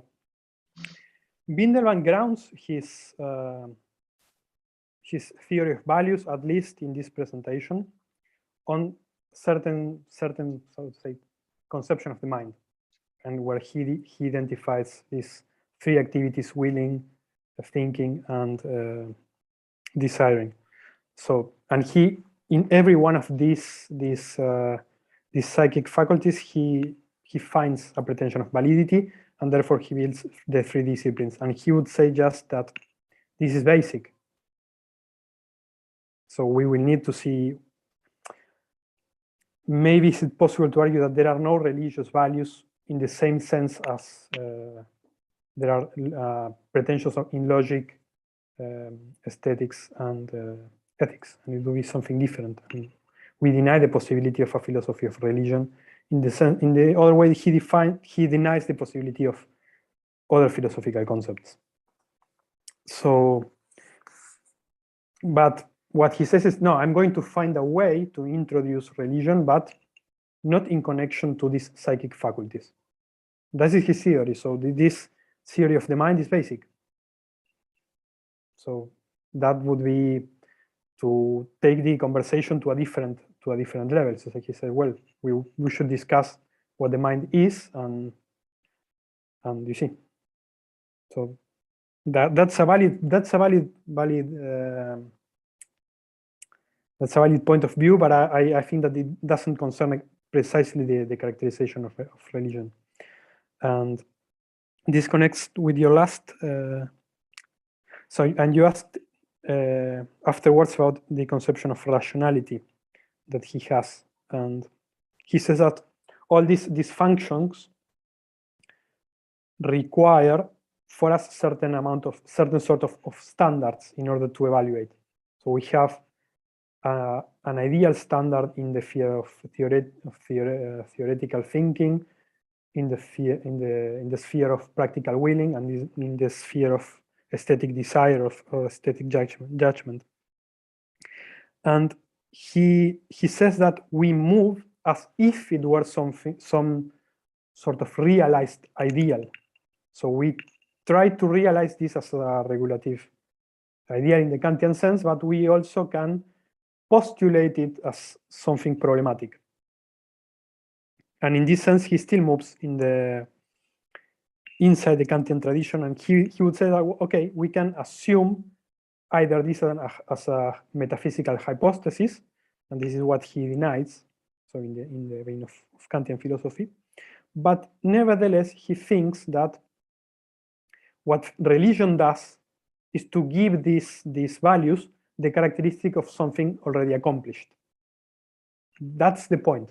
This is why religion represents a different sphere of concepts. And I think that in order to save the place of religion in the system of culture, not to say that it is completely mistaken, like it's a complete metaphysical hypostasis, he says, well, we transform religion in some sort of, I would say, view of reason as something sacred. So what's sacred in the end, what's holy is reason itself, as something that we have always as the most important ideal in our life.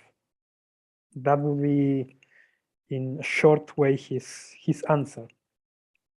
So this is why it's religion is a formal value, or it's a, yeah, in contrast with the other ones.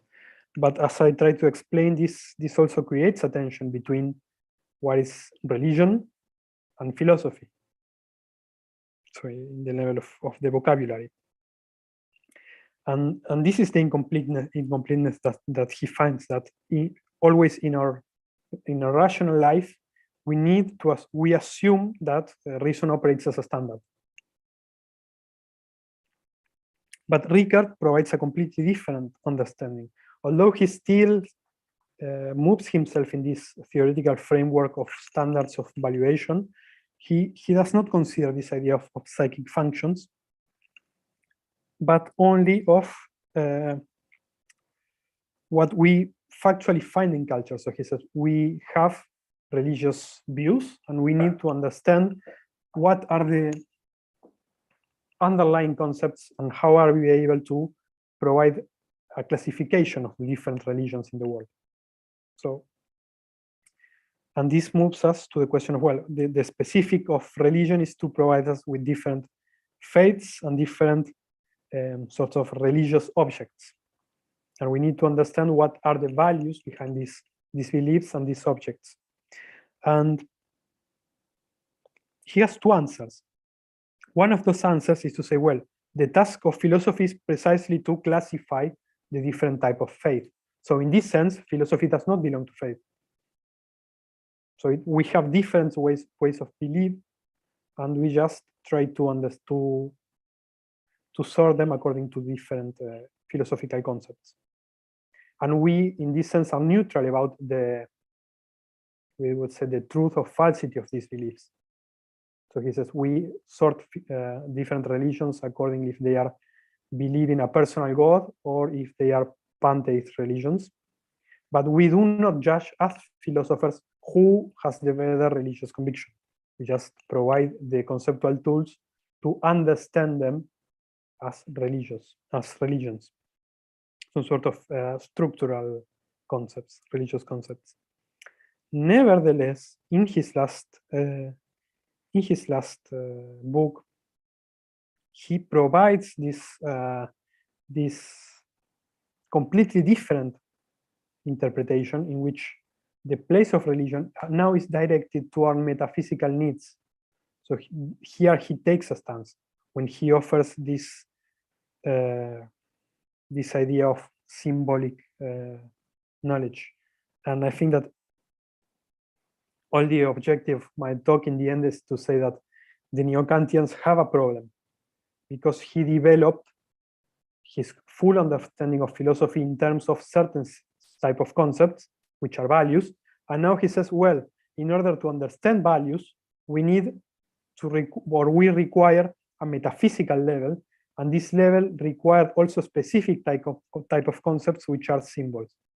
And this is, I think, a dubious way to approach the problem. That would be the idea. So in the end, one could say that he also has some sort of leap of faith disguised through these philosophical concepts which he presents as symbols. So it is not so clear why, if faith is something subjective, why symbols are objective. I don't know if it was the... Yes, it was very clear. Can you make your last short, very brief question? It's very silly. I don't know nothing about this topic, so this is like all thoughts that came up into my mind when you were talking. When we talk about symbolism in religion, are we talking of, for instance, I don't know, like a stamp of the Virgin Maria? Are we talking about religious symbolism? Are those symbols that we can find in religious belief? I think not. Are religious concepts? What are these religious symbols? So the idea is that, of course, we have a language that is justified, or we have concepts that are justified in the reference to the world of experience and the world of the intellect, so to say. So we have, that belongs to Ricard's theory, but those are not metaphysical. These are not beyond experience. So in the sphere of experience, we have not only sensible objects, but we have also mental or mental life and certain intersubjective meanings. And our language and our knowledge is directed to these different levels of the world, and we are entitled to speak about it. So in this Kantianly speaking, we are justified to refer our concepts to experience, and therefore we have knowledge. And he says that in order to arrive at the metaphysical level, presupposed in our understanding of what values are, to this completion of the world, we can use these specific concepts developed for experience in the metaphysical realm. That would be the idea of symbolism. These are not the concrete symbols of religion, but he refers to this use of what is exclusively directed to experience, and we could somehow, in our need to understand the metaphysical world, use them to understand the metaphysical one. And of course, he refers both to Leibniz's understanding of monads. So he said this is an attempt to use the justified concept of psyche or mind to the realm of the metaphysical. And he also refers to Kantian, to the critique of judgment, to the idea of beauty as a symbol of morality. But the point is that this theory is completely underdeveloped. So it's not, I would think it'd be easier to speak about, to analyze the symbols in concrete religions, like the Holy Trinity, and try to understand how we can sort these symbols through universal concepts like pantheism and so on.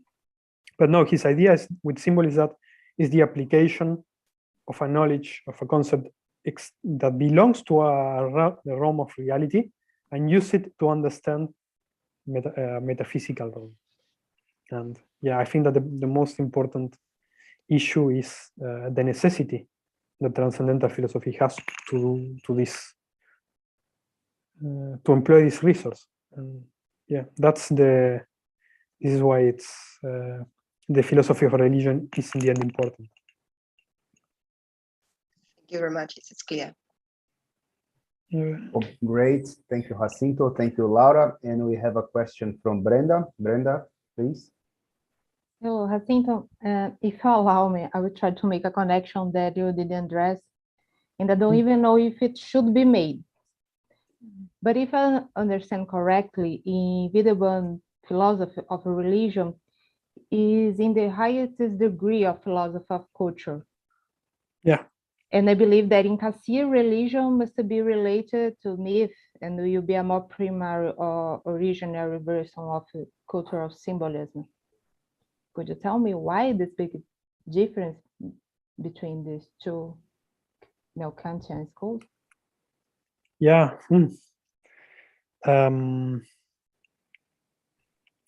Yeah, now I have to remember Cassirer's religion. Sorry. No, I think that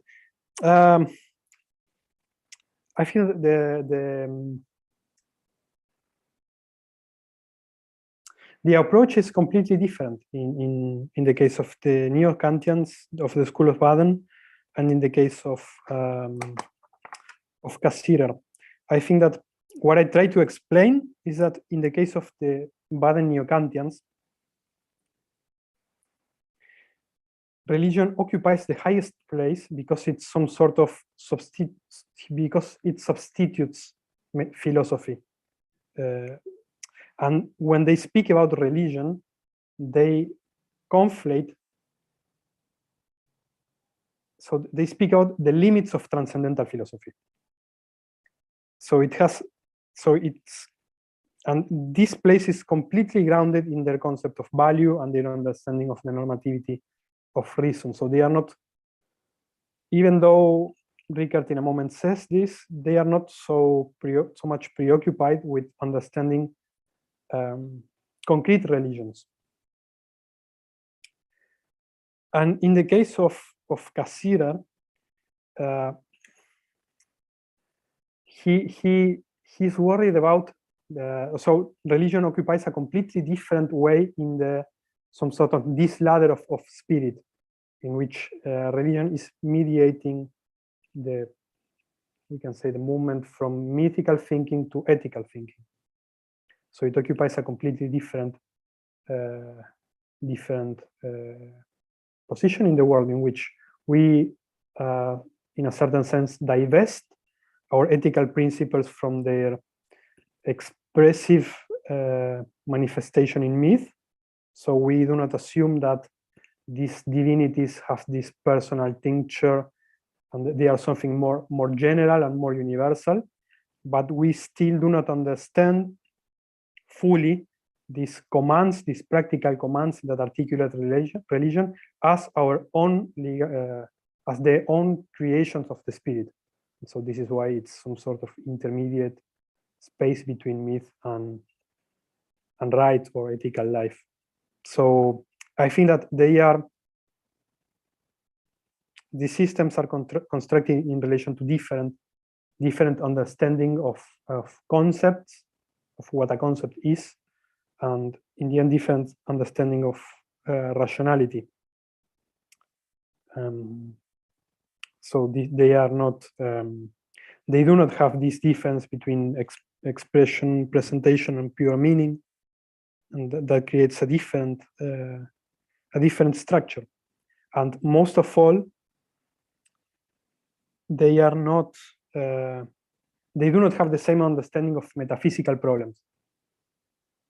And in the end, they try to use this philosophy of religion that they build to understand some sort of metaphysical gap created by transcendental philosophy. And Cassirer has a completely different attitude towards metaphysics.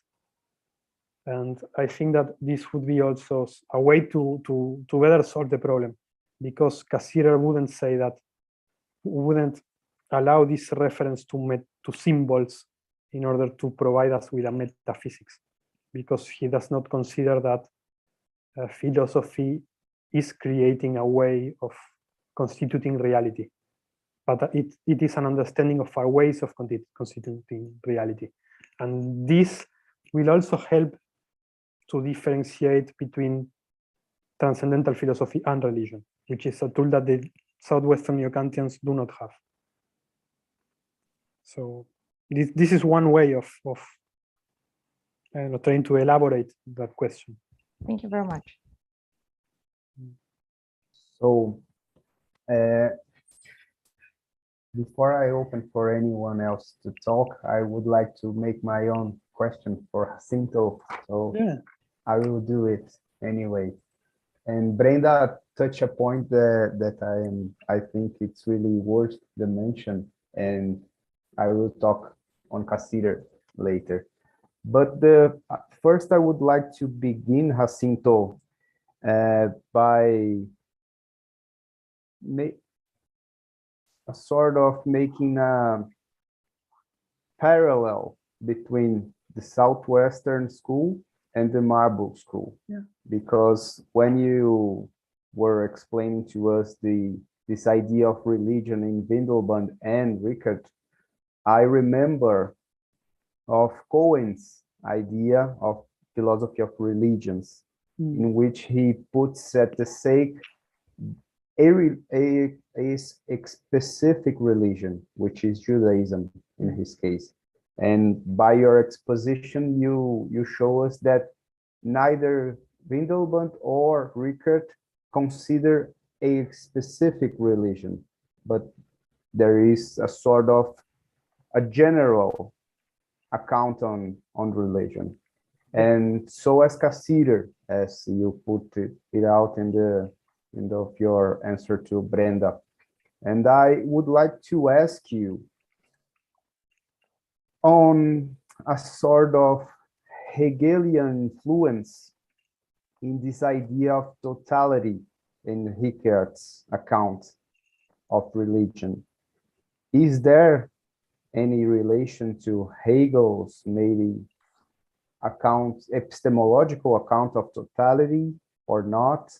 If so, how? And this idea that Brenda touched in her question, I was asking myself the same. So since Rickert talks about symbolism or symbols, or you name it, why not to relate it with Cassider's idea of a philosophy of symbolic forms, in which religion is a specific way of understanding the world. So the main difference you put it out, it seems that in Cassider's case, there is no hierarchy between the different symbolic forms. So religion would be one among others. And it seems that in Rickert, or maybe also Windelband, religion is the highest one. So I would like to you make some comments on that. And I think that the two questions are related, actually, because what one should consider, and I think that it's revealed in this case in the philosophy of religion, is that these three different authors or schools have a complete different interpretation of what thinking is. So that's what about the concept.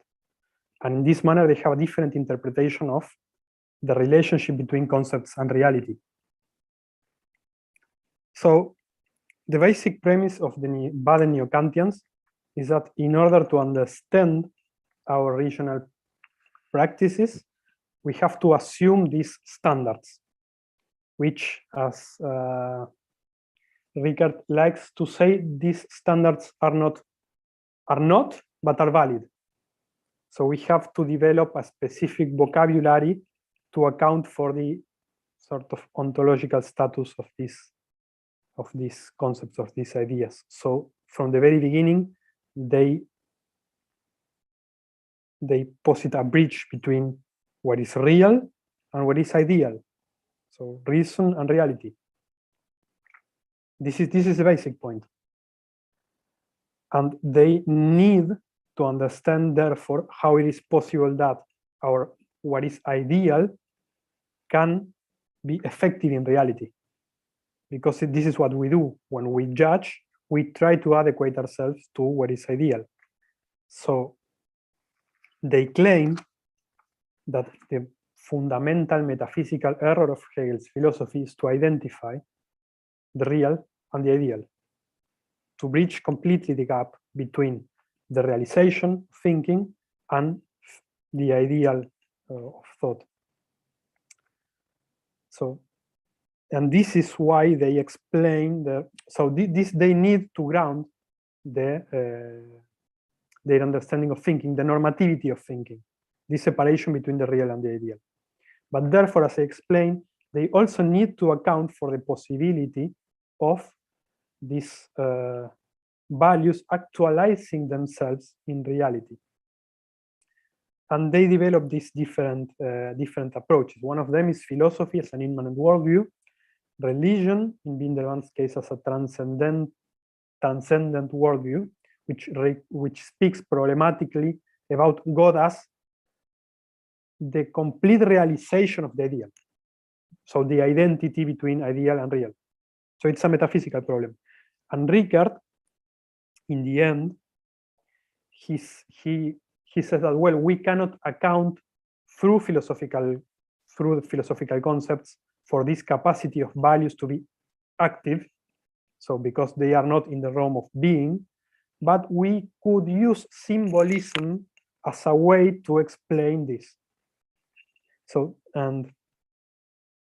this is why I think it is in the end problematic, because it's something that you do not have a proper resource in your conception of thinking to account for, because he developed a theory of values. And then he said we need something extra to understand how this is possible, that these values that are not, because we cannot predict to them we cannot speak of them as beings or being actual or whatever. We need to assert that they somehow had an effect on reality. They worked. And this has nothing to do, I think, at least in this presentation, with how Cassirer speaks about symbols. Because for him, symbols are the vehicle through which we constitute reality. and they do not have this this entity. So this is why I think it's more a question of homonymia, how Ricard and Cassirer speak about symbols. And this is why, in the case of Cassirer, we wouldn't be speaking about religion. We could speak about philosophy in general, or metaphysics. So the whole approach that I try to understand, that I try to motivate is why the Neo-Kantians do speak about religion in the way they do. Why they assign this most important place, but nevertheless they are not able to give clarity about the philosophy of religion. And it is because in the philosophy of religion, they are dealing with the problem of metaphysics, the problem of the realization of values. So it's the key moment in their metaphysical understanding of the world. So this is what is, I think, masked in the discussion of the philosophy of religion. So it's not any place, but the place in which they discuss the very limits of transcendental philosophy. And in Cassirer's case, yes, I don't know if all symbolic forms stand in an equal level of, or do we speak about, or we should speak about a hierarchy of symbolic forms.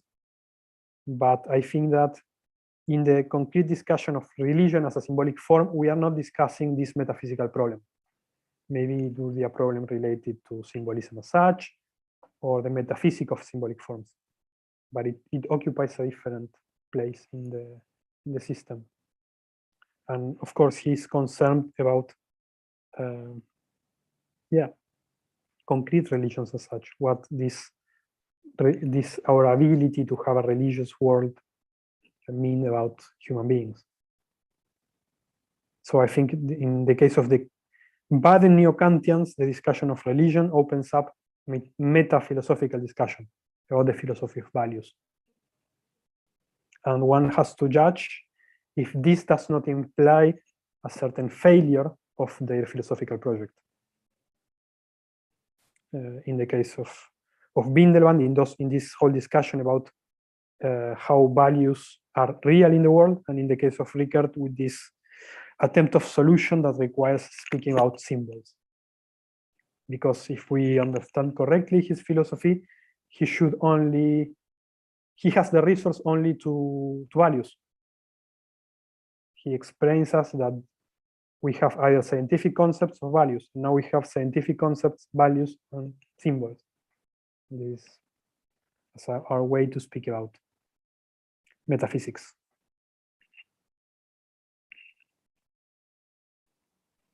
Great. So I wish you can reveal those truths for us in further investigations. Thank you very much for your talk. And now I would like to open for all of us for a jam session on Brenda's, Luciana, and Jacinto's talk. If anyone would like to make some comment or make a question, now is the time. You have anything else, guys? I do have a comment and question for Luciana. When you are talking with Bruno about Kant's precritical and critical period, and you touch the Freischrift and the answer of Kant to the academy, I do not recall the exact question of the academy, but it was a question involving the evidence of mathematics and if metaphysics and moral has the same kind of evidence. So I would like to just make a comment, because if we note this question regarding evidence, it is a typical question of the modern period. We think like in a person like Descartes. So that is the point. And like Bruno put it out, Tschirnhaus is the guy behind Descartes' thought in Kant's period. So it's interesting, I think, to consider both periods as a procedure of Kant himself, which lead us to his mature period.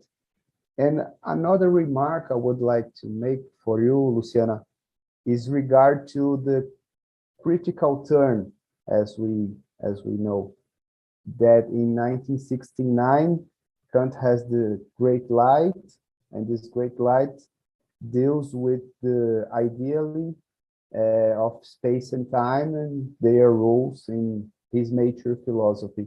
And this may be an interesting point to think Kant's own terminology, because in the 76th decade, he hasn't in his mind so clear the concepts of synthetic or reason or understanding and so on. And this occurs only, as you put it out, in the silence decade, in the reflections and notes we now know. And this is just a remark for contributing to this debate. And I want to hear of you, if you will, about this critical turn of the year of 1969 regarding the ideally of space and time, and Kant's nature conception of mathematics, such as he puts in his Critique of Pure Reason. So if you would comment that, something about that. Yes, Lucas, thank you for your comment. It's very, very interesting what you're remarking.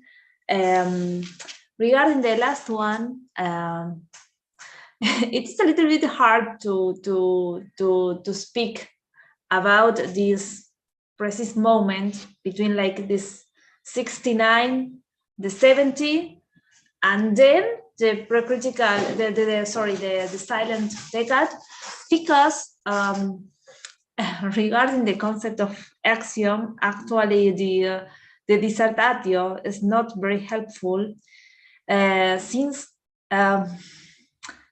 in the dissertatio we can find a very singular view of the axioms and of mathematics in general, but of axioms in particular, since I think it's the only source where Kant states that we can have axioms within philosophy. For this reason, I decided to not to touch this work.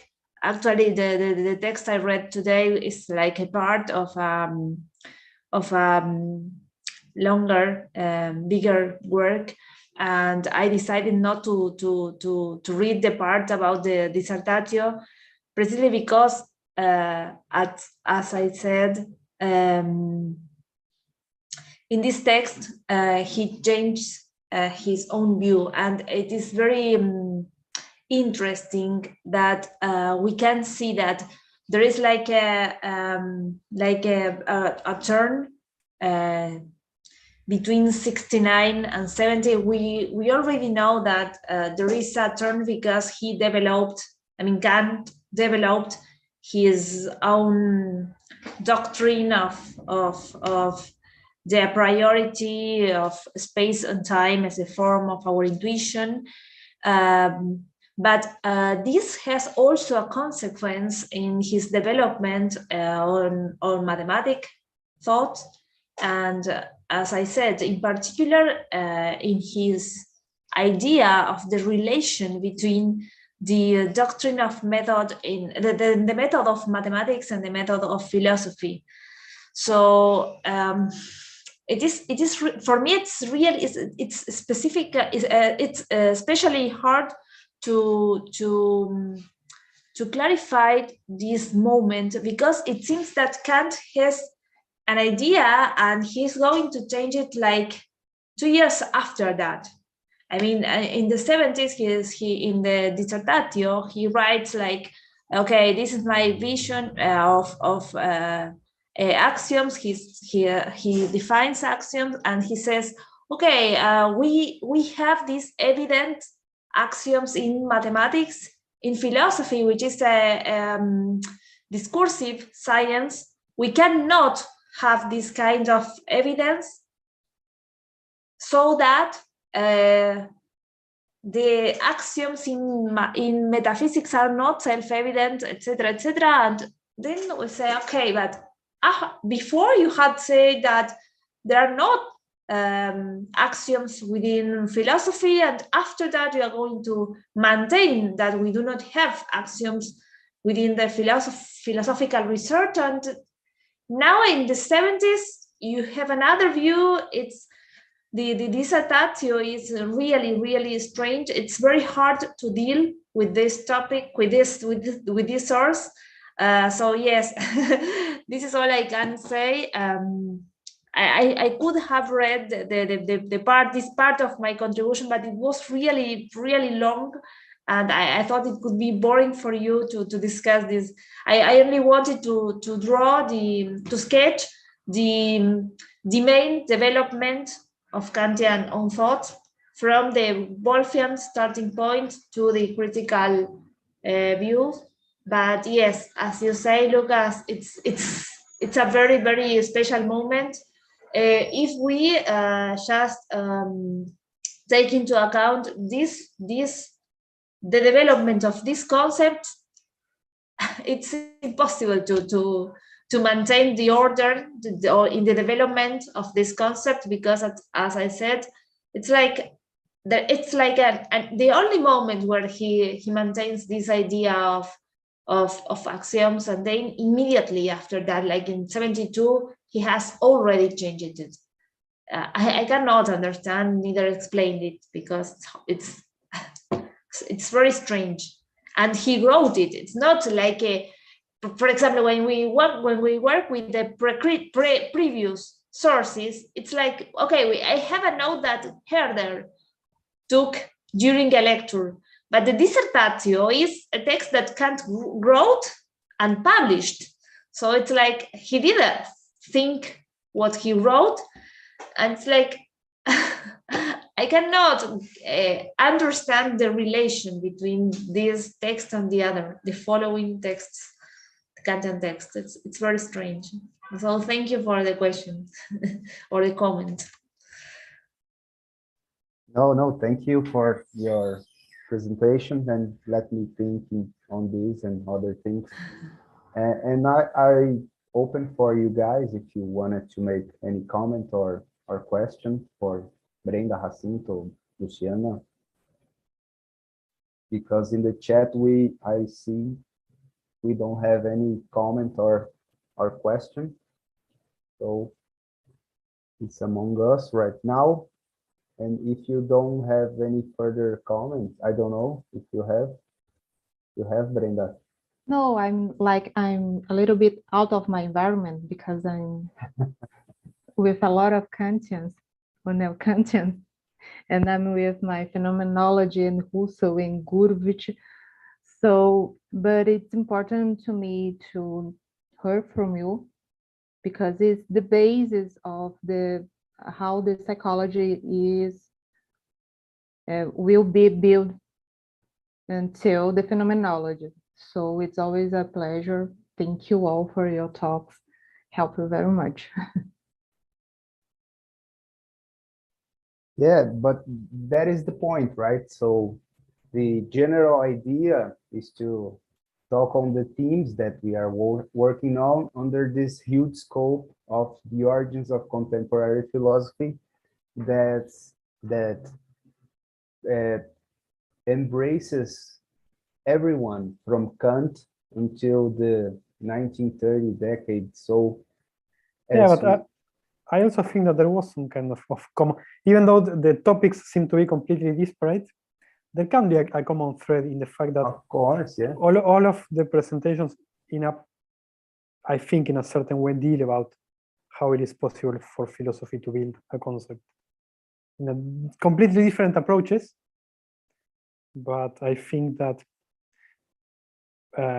from the affirmative and also from the comparative side, one consider the same problem goes on again. How it's possible to not only to constitute a knowledge of the world, but also understand the possibility to have a representation of the representation. How is that possible? Or how does it acquire meaning? No? But I'm looking forward for the talk tomorrow about NATO, because I'm very interested because the relationship between Russo and NATO. So tomorrow I'll be here, and I expect to learn a lot of things, because NATO is very I don't know, I don't see too many people talking about it. There is almost nothing translated, so please translate things about NATO, because I need it, and I looking forward to your talk tomorrow. Well, but please, Linda, don't have lots of expectations. All of us are waiting for Oh, no, you do have a lot of expectations. Laura knows. Oh, great, guys. I think we are getting to the end of the day. And like this afternoon, tomorrow we'll have 3 talks, Laura and Bruno, which are here, and our colleague from Germany, Alfred, who cannot be with us in this session, but he will be tomorrow. And I hope to see you guys tomorrow. If you can, you are most welcome to join us in the broadcast and so on. And I would like to thank them also to our audience who were watching us via YouTube. Thank you all, guys. And this will be in our channel, the Origins of Contemporary Philosophy. So for those who could not follow us today, they will be able to see us later. So thank you a lot for your presence, your time, your talks today. I learned it a lot, and I'm sure that everyone learned it a lot too. And I hope to see you guys tomorrow. And I hope to see you guys on the broadcast, YouTube broadcast tomorrow as well, right? So thank you a lot, and we see tomorrow, right? Perfect. So Bruno, you may